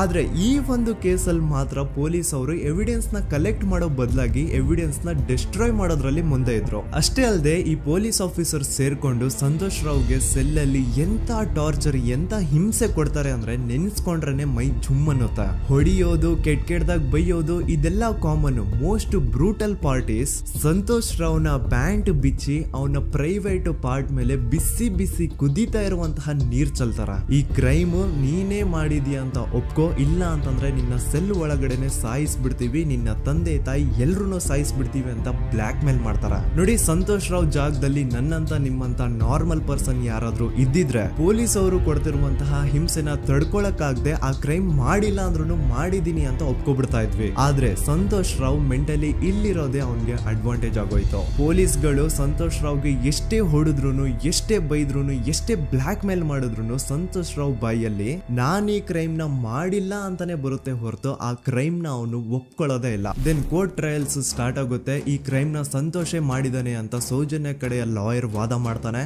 ಅದಕ್ಕೆ ಆಪೋಸಿಟ್ ಆಗಿ ಸಂತೋಷ್ ರಾವ್ ಕಡೆಯಿಂದ ಒಬ್ರು ಲಾಯರ್ ಇಲ್ಲ, ಸಂತೋಷ್ ರಾವ್ ಈ ಕ್ರೈಮ್ ನ ಮಾಡ್ಲಿಕ್ಕೆ ಸಾಧ್ಯನೇ ಇಲ್ಲ ಅಂತ ವಾದ ಮಾಡ್ತಿರ್ತಾರೆ. ಅಂಡ್ ಕೋರ್ಟ್ ಇಂದ ಆಚೆಗಡೆ ಸಂತೋಷ್ ರಾವ್ ನ ಅಗೇನ್ಸ್ಟ್ ಸ್ಟೂಡೆಂಟ್ಸ್ ಪ್ರೊಟೆಸ್ಟ್ ನಡೆಯುತ್ತೆ, ಪಬ್ಲಿಕ್ ಪ್ರೊಟೆಸ್ಟ್ ನಡೆಯುತ್ತೆ. ಅರೆಸ್ಟ್ ಆಗಿರುವಂತಹ ಸಂತೋಷ್ ರಾವ್ಗೆ ಗಲ್ಲಿಗೇರಿಸ್ರಿ ಅಂತ ಅವ್ರು ಡಿಮ್ಯಾಂಡ್ ಮಾಡ್ತಿರ್ತಾರೆ. ಸೊ ಹೀಗೆ ಒಂದು 2-3 ವರ್ಷ ಕಳೆದು ಹೋಗುತ್ತೆ. ನಂತರ ಒಂದು ಕೋರ್ಟ್ ಟ್ರಯಲ್ ಅಲ್ಲಿ ಸಂತೋಷ್ ರಾವ್ ಪರವಾಗಿ ಹೋರಾಡ್ತಿದ್ದಂತಹ ಲಾಯರ್ ಯಾಕೆ ಈ ಕೇಸ್ ಅಲ್ಲಿ ಸಂತೋಷ್ ಆರೋಪಿ ಅಲ್ಲ ಅಂತ ಪ್ರೂವ್ ಮಾಡ್ಲಿಕ್ಕೆ ಕೆಲವೊಂದು ಪಾಯಿಂಟ್ಸ್ ನ ಮುಂದೆ ಇಡ್ತಾರೆ. ಅದೇನಂತಂದ್ರೆ, ಮೊದಲನೇದಾಗಿ ಸಂತೋಷ್ ರಾವೇ ಈ ಕ್ರೈಮ್ ನ ಮಾಡಿದಾನೆ ಅಂತ ಒಬ್ರು ಒಂದು ಐ ವಿಟ್ನೆಸ್ ಇರಲ್ಲ. ಇನ್ನೊಂದೇನು ಅಂತಂದ್ರೆ, ಯಾವೊಂದು ಕಂಡೀಷನ್ ಅಲ್ಲಿ, ಯಾವೊಂದು ಬ್ರೂಟಲ್ ಕಂಡೀಷನ್ ಅಲ್ಲಿ ಸೌಜನ್ಯನ ಬಾಡಿ ಸಿಕ್ಕಿತ್ತೋ ಅದನ್ನ ಗಮನದಲ್ಲಿಟ್ಕೊಂಡು ಸ್ವಲ್ಪ ಪ್ರಾಕ್ಟಿಕಲ್ ಆಗಿ ಥಿಂಕ್ ಮಾಡಿದ್ರೆ ಆ ಒಂದು ಭೀಕರ ಕ್ರೈಮ್ ನ ಒಬ್ನೇ ಮಾಡ್ಲಿಕ್ಕೆ ಸಾಧ್ಯನೇ ಇಲ್ಲ. ಇನ್ನೊಂದು ಪಾಯಿಂಟ್ ಏನು ಅಂತಂದ್ರೆ, ಸೌಜನ್ಯನ ಇಂದ ಪೊಲೀಸ್ ಅವ್ರಿಗೆ ಯಾವುದೇ ಸ್ಪರ್ಮ್ ಸ್ಯಾಂಪಲ್ ಸಿಗ್ಬಾರ್ದು ಅಂತ 6 ಇಂಚು ಅಷ್ಟು ಮಣ್ಣು ಹಾಕಿರ್ತಾರ. ಸೊ ಈಗ ನೀವೇ ಹೇಳಿ, ಮೆಂಟಲಿ ಇಲ್ಲಿರುವಂತಹ ಪರ್ಸನ್ಗೆ ಇಷ್ಟೊಂದು ಬುದ್ಧಿವಂತಿಕೆ ಇರುತ್ತಾ? ಅನ್ಕೊಳ್ಳಿ, ಅಷ್ಟೊಂದು ಬುದ್ಧಿವಂತಿಕೆ ಅವ್ನಿಗಿದ್ರು ಆ ಕ್ರೈಮ್ ಮಾಡಾದ್ಮೇಲೆ ಅವನ ಆ ಊರಿಂದ ಓಡ್ ಹೋಗ್ಬೋದಾಗಿತ್ತು. ಆದ್ರೆ ಮತ್ತ್ಯಾಕೆ ಅವನು ಅದೇ ಊರಲ್ಲೇ ಇರ್ತಾನೆ? ಅಂಡ್ ಸೌಜನ್ಯ ಕೊನೆಯದಾಗಿ ಪ್ರಕೃತಿ ಹಾಸ್ಪಿಟಲ್ ಮುಂದ್ಗಡೆಯಿಂದ ನಡ್ಕೊಂಡು ಹೋಗ್ತಾ ಇರ್ಬೇಕಾದ್ರೆ ಆ ಪ್ರಕೃತಿ ಹಾಸ್ಪಿಟಲ್ ನ ಸೆಕ್ಯೂರಿಟಿ ಗಾರ್ಡ್ ನೋಡ್ತಾನೆ. ಅಂಡ್ ಪ್ರಕೃತಿ ಹಾಸ್ಪಿಟಲ್ ನ ಆಚೆಗಡೆ CCTV ಕ್ಯಾಮರಾನು ಇರುತ್ತೆ. ಸಡನ್ಲಿ ಆ CCTV ಫುಟೇಜ್ ಕೂಡ ಕಾಣೆ ಆಗ್ಬಿಡುತ್ತಾ. ಇನ್ನೊಂದೇನು ಅಂತಂದ್ರೆ, ಸೌಜನ್ಯನ ಮರ್ಡರ್ ಆಗಿದ್ದು ನೆಕ್ಸ್ಟ್ ದಿನಾನೇ ಪೊಲೀಸ್ ಅವರು ಆರೋಪಿನ ಹಿಡಿದ್ರು. ಸೊ ಹಾಗಿದ್ದಾಗ ಆ ಕಲೆಕ್ಟ್ ಮಾಡಿರುವಂತಹ ಸ್ಪರ್ಮ್ ಸ್ಯಾಂಪಲ್ಸ್ ನ ಲ್ಯಾಬ್ ಗೆ ಕಳಿಸಿ ಇವನೇ ಆರೋಪಿ ಅಂತ ಕನ್ಫರ್ಮ್ ಮಾಡೋ ಬದಲಾಗಿ ಯಾಕೆ ಪೊಲೀಸ್ ಅವರು ಆ ಸ್ಪರ್ಮ್ ಸ್ಯಾಂಪಲ್ಸ್ ನ ತಮ್ಮ ಹತ್ರನೇ ಇಟ್ಕೊಂಡು 12 ದಿನವರೆಗೂ ಅದಕ್ಕೆ ಫಂಗಸ್ ಹಿಡಿಯೋವರೆಗೂ ಕಾದು ಆಮೇಲೆ ಅದನ್ನ ಲ್ಯಾಬ್ ಕಳಿಸಿದ್ರು? ಅಂಡ್ ಮೇನ್ ಇಂಪಾರ್ಟೆಂಟ್ ಆಗಿ ಸಂತೋಷ್ ರಾವ್ಗೆ ಒಂದು ಗುಪ್ತ ರೋಗ ಇರುತ್ತೆ, ಅದೇ ಫಿಮೋಸಿಸ್ ಅಂತ. ಈ ಕಾಯಿಲೆ ಏನು ಅಂತ ನಾನು ಈ ವಿಡಿಯೋದಲ್ಲಿ ಡೀಟೇಲ್ಡ್ ಆಗಿ ಎಕ್ಸ್ಪ್ಲೈನ್ ಮಾಡ್ಲಿಕ್ಕೆ ಆಗಲ್ಲ. ಜಸ್ಟ್ ತಿಳ್ಕೊಳ್ಳಿ, ಈ ಒಂದು ಕಾಯಿಲೆ ಇರೋರು ಇಂಟಿಮಸಿ ಮಾಡ್ಲಿಕ್ಕೆ ಆಗಲ್ಲ. ಇನ್ ಕೇಸ್ ಮಾಡಿದ್ರು ಅವರು ಸುಖ ಅಲ್ಲ ನರಕ ಕಾಣ್ತಾರ. ಸೊ ಇಷ್ಟೆಲ್ಲ ವ್ಯಾಲಿಡ್ ಪಾಯಿಂಟ್ಸ್, ಇಷ್ಟೆಲ್ಲ ಫ್ಯಾಕ್ಟ್ಸ್ ಕಣ್ ಮುಂದೆ ಇರ್ಬೇಕಾದ್ರೆ ಸ್ಟಿಲ್ ಪೊಲೀಸ್ ಅವರು ಯಾಕೆ ಈ ಕ್ರೈಮ್ ನ ಸಂತೋಷ್ ರಾವೇ ಮಾಡಿದಾನೆ ಅಂತ ಇವನ್ ಹಿಂದೆ ಬಿದ್ದಿದ್ದಾರೆ? ಯಾಕೆ ಅವರು ಈ ಕ್ರೈಮ್ ಇವನ್ ಬಿಟ್ರೆ ಬೇರೆ ಯಾರಾದ್ರೂ ಮಾಡಿರ್ಬೋದಲ್ಲ ಅಂತ ಆ ಆಂಗಲ್ ಅಲ್ಲಿ ಇನ್ವೆಸ್ಟಿಗೇಷನ್ ಮಾಡ್ತಿಲ್ವಲ್ಲ ಅಂತ ಪೊಲೀಸ್ ಅವರ ಇನ್ವೆಸ್ಟಿಗೇಷನ್ ಮೇಲೆ ಈಗ ಕ್ವಶನ್ ಬರುತ್ತೆ. So after hearing all of this, ಎಲ್ಲರಿಗೂ ಈಗ ಪೊಲೀಸ್ ಅವರ ಇನ್ವೆಸ್ಟಿಗೇಷನ್ ಇನ್ವೆಸ್ಟಿಗೇಷನ್ ಮೇಲೆ ಡೌಟ್ ಬರುತ್ತೆ. ಅಂಡ್ ಈವನ್ ಸೌಜನ್ಯ ಅವ್ರ ಮನೆಯವರು ಕೂಡ ನಿಜವಾದ ಆರೋಪಿ ಸಂತೋಷ್ ಅಲ್ಲ ಅಂತ ತಮ್ಮ ಅಭಿಪ್ರಾಯನ ವ್ಯಕ್ತಪಡಿಸ್ತಾರೆ. ಆಗ ಅಲ್ಲಿವರೆಗೂ ಸಂತೋಷ್ ರಾವ್ನ ಗಲ್ಲಿಗೇರಿಸಿ ಅಂತ ಏನು student protest and public protest ಎಲ್ಲ ನಡೀತಾ ಇತ್ತು, ಈಗ ಅದೆಲ್ಲ ನಿಂತು ಹೋಗಿ ಎಲ್ಲಾ ಹೇಟ್ರೇಡ್ ಪೊಲೀಸ್ ಅವ್ರ ಕಡೆಗೆ ಹೋಗುತ್ತೆ. ಪೊಲೀಸ್ ಅವರು ಈ ಕೇಸಲ್ಲಿ ಕರಪ್ಟ್ ಆಗಿದ್ದಾರೆ, ಪೊಲೀಸ್ ಅವರೇ ಸತ್ಯ ಮುಚ್ಚಿಡ್ಲಿಕ್ಕೆ ಟ್ರೈ ಮಾಡ್ತಿದ್ದಾರೆ. ಹಾಗಾಗಿ ಈ ಕೇಸ್ ನ ಇನ್ ಮುಂದೆ ಪೊಲೀಸ್ ಅವರಲ್ಲದೆ ಸಿಬಿಐ ಅವರು ಇನ್ವೆಸ್ಟಿಗೇಷನ್ ಮಾಡಬೇಕು, ಈ ಕೇಸ್ ನ ಸಿಬಿಐ ಒಪ್ಸಿ ಅಂತ ಅಗೇನ್ ಪ್ರೊಟೆಸ್ಟ್ ಗಳು ಸ್ಟಾರ್ಟ್ ಆಗ್ತವೆ. ಸೊ ಧರ್ಮಸ್ಥಳದಲ್ಲಿ ಇಷ್ಟೊಂದು ಹೋರಾಟಗಳಾಗ್ತಿದಾವೆ, ಒಬ್ಳು ಹುಡುಗಿ ಜೊತೆ ಇಷ್ಟೊಂದು ಅನ್ಯಾಯ ಆಗಿದೆ, ಆದ್ರೂ ಸಹ ಧರ್ಮಾಧಿಕಾರಿ ಏನು ಮಾತೇ ಆಡ್ತಿಲ್ವಲ್ಲ ಈ ಹುಡುಗಿ ಬಗ್ಗೆ ಅಂತ ಜನರು ಪ್ರಶ್ನೆ ಮಾಡಿದಾಗ ಆಗ ಧರ್ಮಾಧಿಕಾರಿನೂ ಜನರು ಮುಂದೆ ಬಂದ್ಬಿಟ್ಟು ಈ ಕೇಸ್ ನ ಸಿಬಿಐ ಒಪ್ಸಿ ಅಂತ ಹೋರಾಟ ಮಾಡ್ತಾರ. ನಂತರ ಈ ಒಂದು ಕೇಸು ಪೊಲೀಸ್ ಅವರಿಂದ ಸಿಬಿಐ ಕೈಗೆ ಹೋಗುತ್ತೆ. ಸಿಬಿಐ ಕೈಗೆ ಹೋಗಿದ ತಕ್ಷಣ ಇಲ್ಲೇನು ಸತ್ಯ ಹೊರಗೆ ಬಂದಿಲ್ಲ. ಆ ಸಿಬಿಐ ಅವರು 3-4 ವರ್ಷ ಟೈಮ್ ತಗೊಂಡು ಮತ್ತೆ ಈ ಒಂದು ಕೇಸ್ ನ ರೀ ಇನ್ವೆಸ್ಟಿಗೇಷನ್ ಮಾಡ್ತಾರೆ. ಆದ್ರೆ ಅಲ್ಲೇನು ಇನ್ವೆಸ್ಟಿಗೇಷನ್ ಮಾಡ್ಲಿಕ್ಕೆ ಉಳ್ದೇ ಇರಲ್ಲ. ಆ ಪೊಲೀಸ್ ಅವರು ಅವ್ರ ಕೈಯಲ್ಲಿ ಈ ಕೇಸು ಇದ್ದಷ್ಟು ದಿನ ಎಷ್ಟಾಗುತ್ತೋ ಅಷ್ಟು ಎವಿಡೆನ್ಸ್ ನ ಡಿಸ್ಟ್ರಾಯ್ ಮಾಡ್ಬಿಟ್ಟಿರ್ತಾರ. ಸೊ ಹಾಗಾಗಿ ಅಲ್ಲಿ ಸಿಬಿಐ ಅವ್ರಿಗೆ ಇನ್ವೆಸ್ಟಿಗೇಷನ್ ಮಾಡ್ಲಿಕ್ಕೆ ಏನ್ ಉಳ್ದೇ ಇರಲ್ಲ. ಆದ್ರೂ ಸ್ಟಿಲ್ ಅವರು 3-4 ಇಯರ್ಸ್ ಟೈಮ್ ತಗೊಂಡು ನಂತರ ಫೈನಲಿ ಒಂದು ರಿಪೋರ್ಟ್ ನ ಕೋರ್ಟ್ ಗೆ ಸಬ್ಮಿಟ್ ಮಾಡ್ತಾರೆ. ಅಂಡ್ ಸಿಬಿಐ ಅವರು ಕೋರ್ಟ್ ಗೆ ಸಬ್ಮಿಟ್ ಮಾಡಿರುವಂತಹ ಆ ಒಂದು ರಿಪೋರ್ಟ್ ಅಲ್ಲಿ ಏನಿತ್ತು ಅಂದ್ರೆ ಸಿಬಿಐ ಇನ್ವೆಸ್ಟಿಗೇಷನ್ ಕನ್ಫರ್ಮ್ಸ್ ದಟ್ ಈ ಒಂದು ಕ್ರೈಮ್ ನ ಸಂತೋಷ್ ರಾವೇ ಮಾಡಿದಾನೆ ಅಂತ. ಆದ್ರೆ ಐರೋನಿ ಈಸ್ ಇದೇ ಒಂದು ರಿಪೋರ್ಟ್ ಅಲ್ಲಿ ಇವ್ರು ಏನ್ ಹೇಳ್ತಾರೆ ಅಂದ್ರೆ ಅವ್ರಿಗೆ ಯಾವುದೇ ತರ ಎವಿಡೆನ್ಸ್ ಸಿಕ್ಕಿಲ್ಲ ಅಂತ. ಯಾಕಂದ್ರೆ ಈ ಸೌಜನ್ಯ ಕೇಸು ಪೊಲೀಸ್ ಅವ್ರ ಕೈಯಲ್ಲಿ ಇದ್ದಾಗ ಪೊಲೀಸ್ ಅವರು ತಮ್ಮ ನಿರ್ಲಕ್ಷ್ಯದಿಂದ ಎಲ್ಲಾ ಎವಿಡೆನ್ಸ್ ನ ಕಳ್ಕೊಂಡ್ಬಿಟ್ಟಿರ್ತಾರೆ. ಅಂತದ್ರಲ್ಲಿ ಯಾವ ಒಂದು ಆಧಾರದ ಮೇಲೆ ಇವರು ಸಂತೋಷ್ ರಾವೇ ಈ ಕ್ರೈಮ್ ನ ಮಾಡಿದ್ದಾರೆ ಅಂತ ಕ್ವಶನ್ ಮಾಡಿದಾಗ ಸಿಬಿಐ ಅವ್ರ ಕಡೆಯಿಂದ ನೋ ಆನ್ಸರ್. ನೋಡಿ, ಮೊದ್ಲು ಈ ಒಂದು ಕೇಸ್ ನ ಪೊಲೀಸ್ ಅವರು ಇನ್ವೆಸ್ಟಿಗೇಷನ್ ಮಾಡಿ ನಂತರ ಈ ಒಂದು ಕೇಸು ಸಿಬಿಐ ಅವ್ರ ಕೈಗೆ ಹೋಗಿ ಅವರು 3-4 ವರ್ಷ ಟೈಮ್ ತಗೊಂಡು ಇನ್ವೆಸ್ಟಿಗೇಷನ್ ಮಾಡಿ ದೆನ್ ಫೈನಲ್ ರಿಪೋರ್ಟ್ ನ ಕೋರ್ಟ್ ಗೆ ಸಬ್ಮಿಟ್ ಮಾಡೋಷ್ಟ್ರಲ್ಲಿ ಸುಮಾರು 5-6 ವರ್ಷ ಕಳೆದು ಹೋಗಿರುತ್ತೆ. ಅಂಡ್ ಸ್ಟಿಲ್ ಈ ಒಂದು ಕೇಸಲ್ಲಿ ಏನೂ ಕನ್ಕ್ಲೂಷನ್ ಸಿಕ್ಕಿರಲ್ಲ. ಎವ್ರಿ ಇಯರ್ ಸೌಜನ್ಯನ ಬರ್ತ್ಡೇ ಇದ್ದಾಗ ಅಥವಾ ತಿಥಿ ಇದ್ದಾಗ ಅವಳನ್ನ ನೆನೆಸ್ಕೊಂಡು ಅವಳ ಹೆಸರಲ್ಲಿ public protest and student protest ನಡೀತಾನೆ ಇರ್ತವೆ. ಸೊ ಒಂದು ದಿನ ಈ ಒಂದು ಪ್ರೊಟೆಸ್ಟ್ ಗಳ ನ್ಯೂಸ್ ಗಿರೀಶ್ ಮುಟ್ಟಣ್ಣನವರ ಗಮನಕ್ಕೆ ಬರುತ್ತೆ. ಯಾರೀ ಗಿರೀಶ್ ಮುಟ್ಟಣ್ಣನವರ ಅಂದ್ರೆ ಇವರು very honest X police man. ನೀವು ನಂಬಲ್ಲ, ಇವ್ರು ಪೊಲೀಸ್ ಆಫೀಸರ್ ಇದ್ದಾಗ ಪಬ್ಲಿಕ್ ಅಲ್ಲಿ ಒಬ್ಬ MLA ಹೊಡೆದಿರ್ತಾರ. ಅಷ್ಟೇ ಅಲ್ಲ, ಪೊಲೀಸ್ ಡಿಪಾರ್ಟ್ಮೆಂಟ್ ಅಲ್ಲಿ ಕರಪ್ಷನ್ ಇದೆ, ಕರಪ್ಷನ್ ಇದ್ದಿದ್ ಕಡೆ ನಾನ್ ಇರಲ್ಲ ಅಂತ ಹೇಳ್ಬಿಟ್ಟು ತಮ್ಮ ಪೊಲೀಸ್ ಡ್ಯೂಟಿನ ಬಿಟ್ಬಿಟ್ಟು ಈಗ ಸಮಾಜದಲ್ಲಿ ಏನೇ ಅನ್ಯಾಯ ಆಗಿದ್ರು ಅದ್ರ ಅಗೇನ್ಸ್ಟ್ ವಾಯ್ಸ್ ರೈಸ್ ಮಾಡ್ತಿದಾರ. ಸೊ ಈ ಗಿರೀಶ್ ಮುಟ್ಟಣ್ಣನವರಿಗೆ ಸೌಜನ್ಯ ಕೇಸ್ ಬಗ್ಗೆ ಗೊತ್ತಾದಾಗ ಅವ್ರಿಗೆ ಈ ಕೇಸು ತುಂಬಾನೇ ಕಾಡುತ್ತೆ. ಅಲ್ಲ, ಇಷ್ಟೊಂದು ವರ್ಷಗಳಾಗೋಯ್ತು ಆ ಹುಡುಗಿ ಜೊತೆ ಅನ್ಯಾಯ ಆಗಿ, ಸ್ಟಿಲ್ ಈ ಒಂದು ಕೇಸ್ ನ ಕನ್ಕ್ಲೂಷನ್ ಸಿಕ್ತಿಲ್ವಲ್ಲ, ಏನ್ ನಡೀತಿದೆ ಧರ್ಮಸ್ಥಳದಲ್ಲಿ ಅರ್ಥ ಆಗ್ತಿಲ್ವಲ್ಲ ಅಂತ ಈ ಗಿರೀಶ್ ಅವರು ತಮ್ಮ ಹಳೆ ಪೊಲೀಸ್ ಕಾಂಟ್ಯಾಕ್ಟ್ಸ್ ನ ಯೂಸ್ ಮಾಡ್ಕೊಂಡು ಆ ಸೌಜನ್ಯ ಕೇಸ್ ಫೈಲ್ ನ ಒಂದು ಕಾಪಿನ ತಮ್ಮ ಹತ್ರ ತರಿಸ್ಕೋತಾರ. ಆ ಒಂದು ಕೇಸ್ ಫೈಲ್ ಅಲ್ಲಿ ಸೌಜನ್ಯ ಬಗ್ಗೆ ಅಷ್ಟೇ ಅಲ್ಲದೆ ಸಂತೋಷ್ ರಾವ್ ಬಗ್ಗೆನೂ ಇನ್ಫಾರ್ಮೇಶನ್ ಇರುತ್ತೆ. ಅಂಡ್ ಗಿರೀಶ್ ಅವರು ಸಂತೋಷ್ ಬಗ್ಗೆ ಇರುವಂತಹ ಇನ್ಫಾರ್ಮೇಶನ್ ನೋಡ್ತಾ ಇರ್ಬೇಕಾದ್ರೆ ಅವರು ಒಂದು ವಿಷಯನ ನೋಟಿಸ್ ಮಾಡ್ತಾರ. ಅದೇನಂತಂದ್ರೆ ಪೊಲೀಸ್ ಅವರು ಸಂತೋಷ್ ರಾವ್ನ ಬರೀ ಸೌಜನ್ಯ ಕೇಸಲ್ಲಿ ಒಂದೇ ಫಿಟ್ ಮಾಡಿರಲ್ಲ, ಸೌಜನ್ಯ ಸಾಯೋಕ್ಕಿಂತ 20 ದಿನ ಹಿಂದೆ ಧರ್ಮಸ್ಥಳದಲ್ಲೇ ನಡೆದಿರುವಂತಹ ಒಂದು ಕ್ರೈಮ್ ಅಲ್ಲಿನೂ ಸಹ ಸಂತೋಷ್ ರಾವೇ ಆರೋಪಿ ಅಂತ ಮೆನ್ಷನ್ ಮಾಡಿರ್ತಾರ. ಸೊ ಸೌಜನ್ಯ ಕೇಸ್ ಬಿಟ್ಟು ಆ ಇನ್ನೊಂದು ಕೇಸ್ ಯಾವುದು, ಅದಕ್ಕೂ ಸಂತೋಷ್ಗೂ ಏನ್ ಸಂಬಂಧ, ಅದ್ರಲ್ಲಿ ಯಾಕೆ ಸಂತೋಷ್ನ ಪೊಲೀಸ್ ಅವರು ಫಿಟ್ ಮಾಡಿದ್ರು ಅಂತ ಪ್ರತಿಯೊಂದು ಹೇಳ್ತೀನಿ. ಆದ್ರೆ ನಾನಿಲ್ಲಿ ಯಾರ್ದೂ ರಿಯಲ್ ನೇಮ್ಸ್ ನ ಬಳಸಲ್ಲ. ಯಾಕಂದ್ರೆ ಮುಂದೆ ಕೇಸಲ್ಲಿ ತುಂಬಾ ದೊಡ್ಡ ಪವರ್ಫುಲ್ ವ್ಯಕ್ತಿಗಳ ಹೆಸರುಗಳು ಬರ್ತವೆ. ಅಂಡ್ ನನ್ ವಿಡಿಯೋ ಯೂಟ್ಯೂಬ್ ಇಂದ ಡಿಲೀಟ್ ಆಗೋದು ನನ್ಗೆ ಇಷ್ಟ ಇಲ್ಲ. ಹಾಗಾಗಿ ನಾನಿಲ್ಲಿ ಯಾರ್ದೂ ರಿಯಲ್ ನೇಮ್ಸ್ ನ ಬಳಸ್ತಿಲ್ಲ. ಬಟ್ ಯಾರ ಬಗ್ಗೆ ಹೇಳ್ತಿದ್ದೀನಿ ಅಂತ ಒಂದ್ ಸ್ವಲ್ಪ ನೀವೇ ಅರ್ಥ ಮಾಡ್ಕೊಳ್ಳಿ.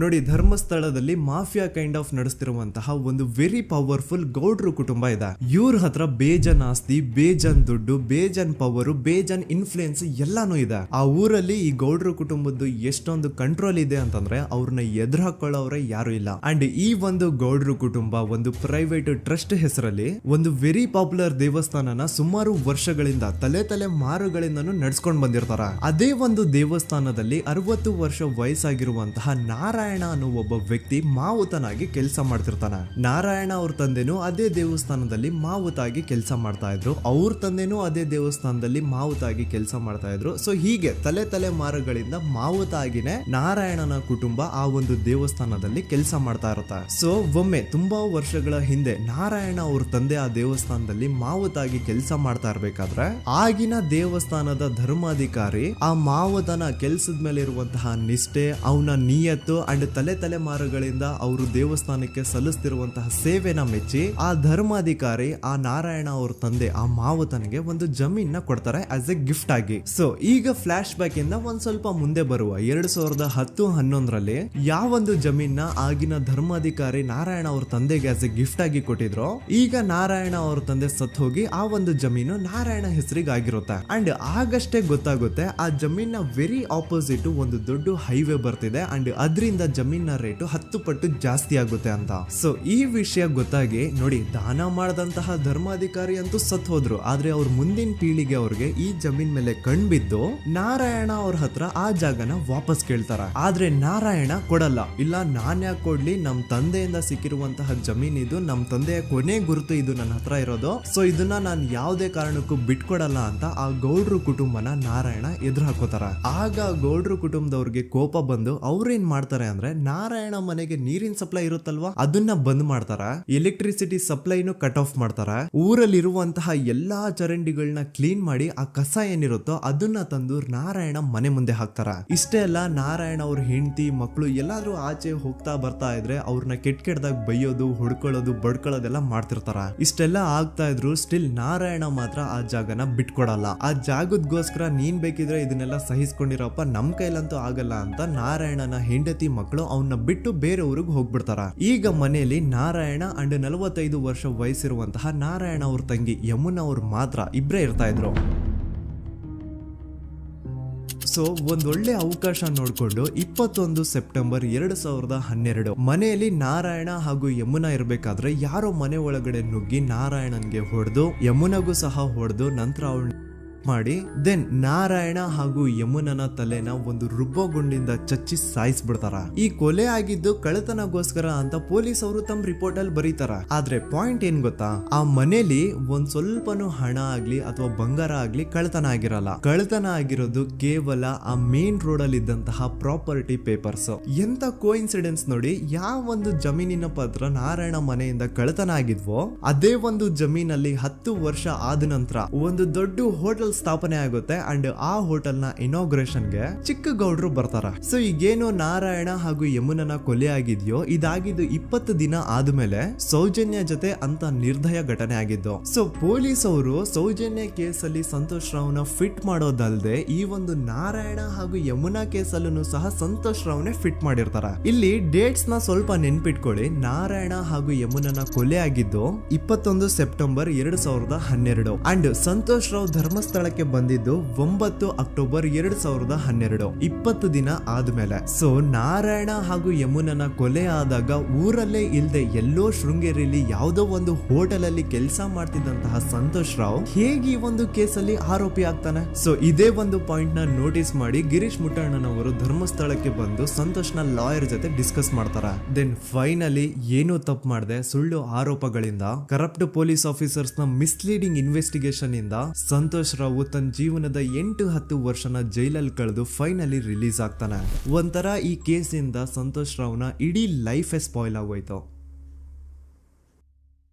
ಈಗ ಸಂತೋಷ್ ರಾವ್ ರಿಯಲ್ ಆರೋಪಿ ಅಲ್ಲ ಅಂತ ಕೋರ್ಟ್ ಅಲ್ಲಿ ಪ್ರೂವ್ ಆಯ್ತು. ಹಾಗಿದ್ರೆ ರಿಯಲ್ ಆರೋಪಿ ಯಾರು? ಪೊಲೀಸ್ ಅವರು ಯಾಕೆ ಕೇಸಲ್ಲಿ ಇಷ್ಟೊಂದು ಅನ್ಫೇರ್ ಇನ್ವೆಸ್ಟಿಗೇಷನ್ ಮಾಡಿದ್ರು? ಯಾರ ರಿಯಲ್ ಹೆಸರನ್ನ ಮುಚ್ಚಿಡ್ಲಿಕ್ಕೆ ಪೊಲೀಸ್ ಆಫೀಸರ್ಸ್ ಈ ಒಂದು ಕೇಸಲ್ಲಿ ಸಂತೋಷ್ ರಾವ್ನ ಸಿಗ್ಹಾಕ್ಸಿದ್ರು? ಇದೆಲ್ಲ ಥಿಂಕ್ ಮಾಡ್ತಾ ಹೋದ್ರೆ ನೋಡಿ, ಆ ಊರಲ್ಲಿ ಆ ಪೊಲೀಸ್ ಆಫೀಸರ್ಸ್ಗೆ ಲಂಚ ಕೊಡೋಷ್ಟು, ಒಂದು ಪೊಲೀಸ್ ಇನ್ವೆಸ್ಟಿಗೇಷನ್ ನ ಸ್ಟಾಪ್ ಮಾಡೋಷ್ಟು ಅಥವಾ ಇನ್ವೆಸ್ಟಿಗೇಷನ್ ನ ಮಿಸ್ಲೀಡ್ ಮಾಡೋಷ್ಟು ಇನ್ಫ್ಲುಯೆನ್ಸ್ ಆಗ್ಲಿ, ಪವರ್ ಆಗ್ಲಿ ಅಥವಾ ಮನಿ ಆಗ್ಲಿ ಊರಿನ ಗೌಡ್ರು ಹತ್ರ ಮಾತ್ರ ಇದ್ದಿದ್ದು. ಸೊ ಈಗ ಸಂಶಯದ ಮುಳ್ಳು ಗೌಡ್ರು ಕಡೆ ತಿರುಗುತ್ತಾ. ನೋಡಿ, ಪೊಲೀಸ್ ಅವರು ಸುಮ್ನೆ ಸಂತೋಷ್ ರಾವ್ನ ನಾರಾಯಣ ಹಾಗೂ ಯಮುನಾ ಕೇಸಲ್ಲಿ ಫಿಟ್ ಮಾಡಿದ್ರು. ಈಗ ಆ ಒಂದು ಕೊಲೆ ಪ್ರಕರಣಕ್ಕೂ ಸಂತೋಷ್ ರಾವ್ಗೂ ಏನು ಸಂಬಂಧನೇ ಇರ್ಲಿಲ್ಲ. ಹಂಗೆ ಥಿಂಕ್ ಮಾಡಿ, ನಾರಾಯಣ ಸತ್ರೆ ಅಥವಾ ಅವನ ತಂಗಿ ಯಮುನಾ ಸತ್ರೆ ಯಾರಿಗ ಅಡ್ವಾಂಟೇಜ್ ಆಗುತ್ತೆ? ಊರಿನ ಗೌಡ್ರಿಗೆ, ಯಾಕಂದ್ರೆ ಅವ್ರಿಗೆ ಜಮೀನ್ ಸಿಗುತ್ತಾ. ಸೊ ಈಗ ನಾರಾಯಣ ಹಾಗೂ ಯಮುನಾ ಕೇಸಲ್ಲಿ ಸಂತೋಷ್ ರಾವ್ ಆರೋಪಿ ಅಲ್ಲ ಅಂತ ಪ್ರೂವ್ ಆದ್ಮೇಲೆ ಹಾಗಿದ್ರೆ ಆ ಕೊಲೆ ಮಾಡ್ದವ್ರು ಯಾರು ಅಂತ ಹಾಗೆ ಥಿಂಕ್ ಮಾಡಿದ್ರೆ ಗಿರೀಶ್ ಮುಟ್ಟಣ್ಣನವರಿಗೆ ಆ ಊರಿನ ಗೌಡ್ರ ಮೇಲೆ ಡೌಟ್ ಬರುತ್ತೆ. ಅದೇ ಒಂದು ಡೌಟ್ ಅಲ್ಲಿ ಗಿರೀಶ್ ಮುಟ್ಟಣ್ಣನವರು ಮಹೇಶ್ ತಿಮ್ರೊಡ್ಡಿ ಅಂತ ಇನ್ನೊಬ್ರ ಜೊತೆ ಸೇರ್ಕೊಂಡು ಈ ಹಿಂದೆ ಆ ಒಂದು ಊರಲ್ಲಿ ಆ ಧರ್ಮಸ್ಥಳದಲ್ಲಿ ಈ ಊರಿನ ಗೌಡ್ರು ಯಾವ್ದಾವ್ದೆಲ್ಲ ಕ್ರೈಮ್ ಗಳು ಮಾಡಿದಾರೆ ಅಂತ ಊರಿನ ಜನರಿಂದ ತಿಳ್ಕೊತಾರ. ನಂತರ ಆ ಊರಿನ ಜನ ಯಾವ್ದಾವ್ದೆಲ್ಲ ಮ್ಯಾಟರ್ಸ್ ಹೇಳಿದ್ರು ಆ ಕೇಸ್ ಫೈಲ್ಸ್ ನೆಲ್ಲ ತಿರುಗಿಸಿ ಮುರುಗಿಸಿ ನೋಡಿದಾಗ ನೀವು ನಂಬಲ್ಲ, ಸೌಜನ್ಯ ಕೇಸ್ ಏನೇನು ಅಲ್ಲ, ಅದಕ್ಕಿಂತ ಭೀಕರ ಕೊಲೆಗಳು ಧರ್ಮಸ್ಥಳದಲ್ಲಿ ಆಗಿವೆ ಅಂಡ್ ಎಲ್ಲಾ ಕೊಲೆಗಳ ಹಿಂದೆ ಗೌಡ್ರು ಕುಟುಂಬದ್ದೇ ಕೈ ಇದೆ ಅಂತ ಎದ್ದು ಕಾಣಿಸುತ್ತೆ. 1977 ವೇದಾವಲ್ಲಿ ಕೇಸ್. ಅಂಡ್ ಈ ಒಂದು ಪ್ರೈವೇಟ್ ಸ್ಕೂಲು ಬೇರೆ ಯಾರ್ದು ಅಲ್ಲ, ಆ ಗೌಡ್ರು ಕುಟುಂಬದ. ಈ ಸ್ಕೂಲ್ ಅಲ್ಲಿ 1977 ಅಲ್ಲಿ ವೇದಾವಲ್ಲಿ ಅಂತ ಒಬ್ರು ಟೀಚರ್ ವರ್ಕ್ ಮಾಡ್ತಿರ್ತಾರ. ವೇದಾವಲ್ಲಿ ಆ ಟೀಚರ್ ಜಾಬ್ ಗೆ ತುಂಬಾನೇ ಓವರ್ ಕ್ವಾಲಿಫೈಡ್. ಅವರ ಕ್ವಾಲಿಫಿಕೇಶನ್ಸ್ ನ ಗಮನದಲ್ಲಿ ಇಟ್ಕೊಂಡ್ರೆ ಅವ್ರಿಗೆ HM ಅಥವಾ ಪ್ರಿನ್ಸಿಪಲ್ ನ ಪೋಸ್ಟ್ ಸಿಗ್ಬೇಕು. ಆದ್ರೂ ಸಹ ವೇದಾವಲ್ಲಿ ಆಸ್ ಎ ಟೀಚರ್ ಆಗಿನೇ ಕೆಲಸ ಮಾಡ್ಕೊಂಡು ಹೋಗ್ತಿರ್ತಾರ. ಒಮ್ಮೆ ಏನಾಗುತ್ತೆ, ಸ್ಕೂಲ್ ಅಲ್ಲಿ ಪ್ರಿನ್ಸಿಪಲ್ ನ ಪೋಸ್ಟ್ ಖಾಲಿ ಆಗುತ್ತೆ ಅಂಡ್ ಆ ಒಂದು ಪೋಸ್ಟ್ ಗೆ ಎಲ್ರು ಏನ್ ಅನ್ಕೊಳ್ತಾರೆ, ವೇದಾವಲ್ಲಿನೇ ಸೆಲೆಕ್ಟ್ ಮಾಡೋದು ಅಂತ. ಆದ್ರೆ ವೇದಾವಲ್ಲಿಯ ಕ್ಯಾಸ್ಟ್ ಬೇರೆ ಇದೆ ಅನ್ನೋ ಒಂದೇ ಒಂದು ಕಾರಣಕ್ಕೆ ಆ ಪ್ರಿನ್ಸಿಪಲ್ ನ ಪೋಸ್ಟ್ ವೇದಾವಲ್ಲಿಗೆ ಸಿಗದೆ ಬೇರೆ ಯಾರನ್ನೋ ತಂದು ಕೂರಿಸ್ಬಿಟ್ಟಿರ್ತಾರ. ಇದರಿಂದ ಟೀಚರ್ ವೇದಾವಲ್ಲಿಗೆ ತುಂಬಾ ಕೋಪ ಬಂದು ಅವ್ರ ಸ್ಕೂಲ್ ಮುಂದೆ ಪ್ರೊಟೆಸ್ಟ್ ಮಾಡೋದ್ ಸ್ಟಾರ್ಟ್ ಮಾಡ್ತಾರ. ಅಂಡ್ ಈ ವಿಷಯ ಸ್ಕೂಲ್ ನ ಓನರ್ಸ್ ಗೆ ಇಷ್ಟ ಆಗಲ್ಲ. ಸೊ ಅವರು ಆ ಕೋಪನ ಹಾಗೆ ಮನ್ಸಲ್ಲಿ ಇಟ್ಕೊಂಡಿರ್ತಾರೆ. ಒಮ್ಮೆ ಏನಾಗುತ್ತೆ, ಸ್ಕೂಲ್ ರಜೆ ಇರುತ್ತೆ, ವೇದಾವಲ್ಲಿ ಮನೇಲಿ ಇರ್ತಾರ ಅಂಡ್ ಅವ್ರ ಹಸ್ಬೆಂಡ್ ಡಾಕ್ಟರ್ ಅರಳೆ ಅವ್ರಿಗೆ ಯಾವ್ದೋ ಬೇರೆ ಊರಲ್ಲಿ ಒಂದು ಕಾಲೇಜ್ ಅಲ್ಲಿ ಸೆಮಿನಾರ್ ಏನೋ ಇರುತ್ತೆ. ಸೊ ಅವರು ಅಲ್ಲಿಗೆ ಹೋಗಿರ್ತಾರೆ. ಈಗ ಮನೇಲಿ ಇರೋದು ವೇದಾವಲ್ಲಿ ಒಂದೇ. ಇದೇ ಒಂದು ಅವಕಾಶನ ನೋಡ್ಕೊಂಡು ಯಾರೋ ವೇದಾವಲ್ಲಿ ಅವ್ರ ಮನೆಗೆ ನುಗ್ಗಿ ವೇದಾವಲ್ಲಿಗೆ ಹೊಡೆದು ನಂತರ ಅವ್ರನ್ನ ಜೀವಂತವಾಗಿ ಸುಟ್ಬಿಡ್ತಾರ. ಸ್ವಲ್ಪ ಹೊತ್ತು ನಂತರ ರಾತ್ರಿ ಆಗ್ತಿದ್ದಂಗೆ ಡಾಕ್ಟರ್ ಅರಳೆ ಅವರು ಮನೆಗೆ ವಾಪಸ್ ಬರ್ತಾರೆ ಅಂಡ್ ಮನೆ ಒಳಗಡೆ ಬಂದ್ ನೋಡಿದ್ರೆ ವೇದಾವಲ್ಲಿ ಅವರು ಸತ್ ಹೋಗಿ ಅವರ ಬಾಡಿ ಸುಟ್ ಹೋಗಿ ನೆಲದ ಮೇಲೆ ಬಿದ್ದಿದೆ. ಹೆಂಡತಿನ ಕಳ್ಕೊಂಡಿರುವಂತಹ ದುಃಖನ ಸೈಡ್ಗೆ ಇಟ್ಟು ಡಾಕ್ಟರ್ ಅರಳೆ ಅವರು ಮೊದ್ಲು ಪೊಲೀಸ್ ಸ್ಟೇಷನ್ ಹೋಗ್ಬಿಟ್ಟು ನಮ್ ಮನೆಗೆ ನಾನ್ ಇಲ್ದೇ ಇರುವಂತಹ ಸಮಯನ ನೋಡ್ಕೊಂಡು ಯಾರೋ ಮನೆ ಒಳಗಡೆ ನುಗ್ಗಿ ನನ್ನ ಹೆಂಡತಿನ ಹೊಡೆದು ನಂತರ ಅವಳನ್ನ ತುಂಬಾ ಭೀಕರವಾಗಿ ಸಾಯಿಸಿದರೆ ಅಂತ ಪೊಲೀಸ್ ಅವ್ರಿಗೆ ರಿಪೋರ್ಟ್ ಕೊಡಕ್ ಹೋದ್ರೆ ಅಲ್ಲಿ ಪೊಲೀಸ್ ಅವರು ಉಲ್ಟಾ ಡಾಕ್ಟರ್ ಅರಳೆ ಮೇಲೆನೆ FIR ಬರ್ದು ನೀನೇ ನಿನ್ ಹೆಂಡತಿನ ಸಾಯಿಸಿದ್ಯಾ, ನಾಟಕ ಮಾಡಬೇಡ ಅಂತ ಅವ್ರನ್ನೇ ಅರೆಸ್ಟ್ ಮಾಡ್ಬಿಡ್ತಾರ. ನಂತರ 2-3 ವರ್ಷ ಜೈಲಲ್ಲೇ ಇದ್ದು ಡಾಕ್ಟರ್ ಅರಳೆ ಅವರು ತಮ್ಮ ಫ್ರೆಂಡ್ಸ್ ಅಂಡ್ ಫ್ಯಾಮಿಲಿ ಮೂಲಕ ಎವಿಡೆನ್ಸ್ ನೆಲ್ಲ ಕಲೆಕ್ಟ್ ಮಾಡಿಸಿ ತಾನ ಕೊಲೆನ ಮಾಡಿಲ್ಲ, ತನ್ನ ಹೆಂಡತಿನ ಸಾಯಿಸಿಲ್ಲ ಅಂತ ಕೋರ್ಟ್ ಅಲ್ಲಿ ಪ್ರೂವ್ ಮಾಡ್ಕೊಂಡು ಜೈಲಿಂದ ರಿಲೀಸ್ ಆಗ್ತಾರ. ಸೊ ಈಗ ಡಾಕ್ಟರ್ ಅರಳೆ ಅವರು ಈ ಒಂದು ಕ್ರೈಮ್ ನ ಮಾಡಿಲ್ಲ ಅಂತಂದ್ರೆ ವೇದಾವಲ್ಲಿನ ಅಷ್ಟು ಭೀಕರವಾಗಿ ಸಾಯಿಸಿದವ್ರು ಯಾರು, ಈ ವಿಷಯ ಇವತ್ತಿನವರೆಗೂ ಗೊತ್ತಾಗಿಲ್ಲ. 1986 ಅಲ್ಲಿ ನಡೆದಂತಹ ಪದ್ಮಲತಾ ಕೇಸ್. ಪದ್ಮಲತಾ ಅವ್ರ ತಂದೆ ಕಮ್ಯುನಿಸ್ಟ್ ಪಾರ್ಟಿನ ಲೀಡರ್ ಇರ್ತಾರೆ. ಅವ್ರ ರಿಯಲ್ ನೇಮ್ ಏನು ಅಂತ ನಮಗ್ ಗೊತ್ತಾಗಿಲ್ಲ, ಬಟ್ ಈ ವಿಡಿಯೋದಲ್ಲಿ ಅವ್ರ ಹೆಸರು ಲಕ್ಷ್ಮಣ್ ಅಂತ ಅನ್ಕೊಳ್ಳಿ. ಸೊ ಕಮ್ಯುನಿಸ್ಟ್ ಪಾರ್ಟಿನ ಲೀಡರ್ ಇರುವಂತಹ ಲಕ್ಷ್ಮಣ್ ಅವ್ರಿಗೆ ಊರಲ್ಲಿ ತುಂಬಾನೇ ಸಪೋರ್ಟ್ ಇರುತ್ತೆ, ಊರಿನ ಜನರ ಫೇವ್ರೇಟ್ ಇರ್ತಾರೆ ಇವರು. ಅಂಡ್ ಅದೇ ವರ್ಷ ಅಂದ್ರೆ 1986 ಅಲ್ಲಿ ಪಂಚಾಯತ್ ಎಲೆಕ್ಷನ್ ಬೇರೆ ಇರುತ್ತೆ ಅಂಡ್ ಎಲ್ರಿಗೂ ಗೊತ್ತಿತ್ತು ಲಕ್ಷ್ಮಣೆ ಗೆಲ್ಲೋದು ಅಂತ. ಆ ಪಂಚಾಯತ್ ಎಲೆಕ್ಷನ್ ಅಲ್ಲಿ ಲಕ್ಷ್ಮಣ್ ಆಪೋಸಿಟ್ ಗೌಡ್ರಿಗೆ ತುಂಬಾ ಬೇಕಾಗಿರೋರು ಒಬ್ರು ನಿಂತಿರ್ತಾರ ಅಂಡ್ ಅವ್ರಿಗೂ ಗೊತ್ತಿತ್ತು ಎಲೆಕ್ಷನ್ ಏನಾದ್ರು ಆದ್ರೆ ಲಕ್ಷ್ಮಣ ಎಲೆಕ್ಷನ್ ಅಲ್ಲಿ ಗೆಲ್ಲೋದು ಅಂತ. ಸೊ ಎಲ್ಲಿ ಸೋತೋಗ್ಬಿಡ್ತೀವೋ ಅನ್ನೋ ಭಯಕ್ಕೆ ಆ ಗೌಡ್ರು ಕಡೆ ಅವ್ರು ಏನ್ ಮಾಡ್ತಾರೆ, ಲಕ್ಷ್ಮಣ್ನ ಅಪ್ರೋಚ್ ಮಾಡಿ ಮುಚ್ಕೊಂಡು ಈ ಪಂಚಾಯತ್ ಎಲೆಕ್ಷನ್ ಅಲ್ಲಿ ನಿನ್ ನಾಮಿನೇಷನ್ ನ ಕ್ಯಾನ್ಸಲ್ ಮಾಡು ಅಂತ ವಾರ್ನಿಂಗ್ ಕೊಡ್ತಾರ.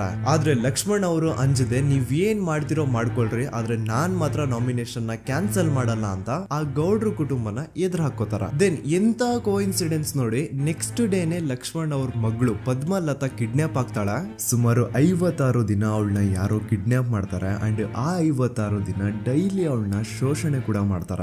ನಂತರ 56 ದಿನ ಆದ್ಮೇಲೆ ಪದ್ಮಲತನ ಬಾಡಿ ನೇತ್ರಾವತಿ ನದಿಲಿ ತೇಲ್ತಾ ಸಿಗುತ್ತಾ. ಆಸ್ ಎಕ್ಸ್ಪೆಕ್ಟೆಡ್ ಈ ಕೇಸಲ್ಲೂ ಪೊಲೀಸ್ ಅವ್ರ ಕಡೆಯಿಂದ ಪ್ರಾಪರ್ ಇನ್ವೆಸ್ಟಿಗೇಷನ್ ಆಗಲ್ಲ ಅಂಡ್ ಯಾರ್ ಪದ್ಮಲತನ ಕಿಡ್ನಾಪ್ ಮಾಡಿದ್ರು, ಯಾರು ಅವಳನ್ನ 15 ದಿನವರೆಗೂ ಶೋಷಣೆ ಮಾಡಿ ನಂತರ ಅವಳನ್ನ ಅಷ್ಟು ಭೀಕರವಾಗಿ ಸಾಯಿಸಿದ್ರು ಅಂತ ಇವತ್ತಿನ ದಿನದವರೆಗೂ ಗೊತ್ತಾಗಿಲ್ಲ.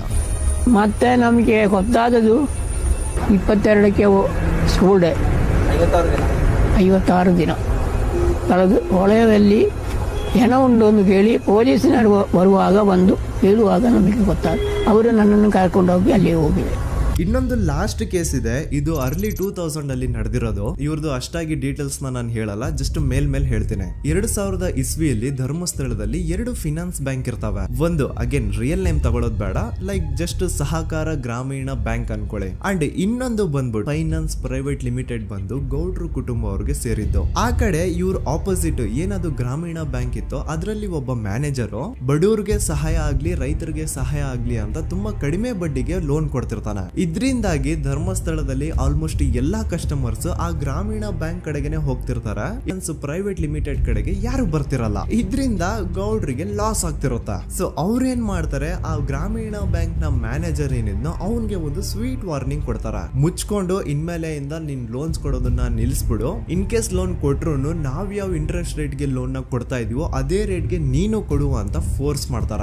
ಆದ್ರೆ ಆ ಗ್ರಾಮೀಣ ಬ್ಯಾಂಕ್ ನ ಮ್ಯಾನೇಜರ್ ಇದ್ಯಾವುದನ್ನು ಕಿವಿಗೆ ಹಾಕೊಳ್ಳಾರ್ದೆ ಅವನ್ ಕೆಲಸ ಅವ್ನ್ ಮಾಡ್ಕೊಂಡು ಹೋಗ್ತಾನ.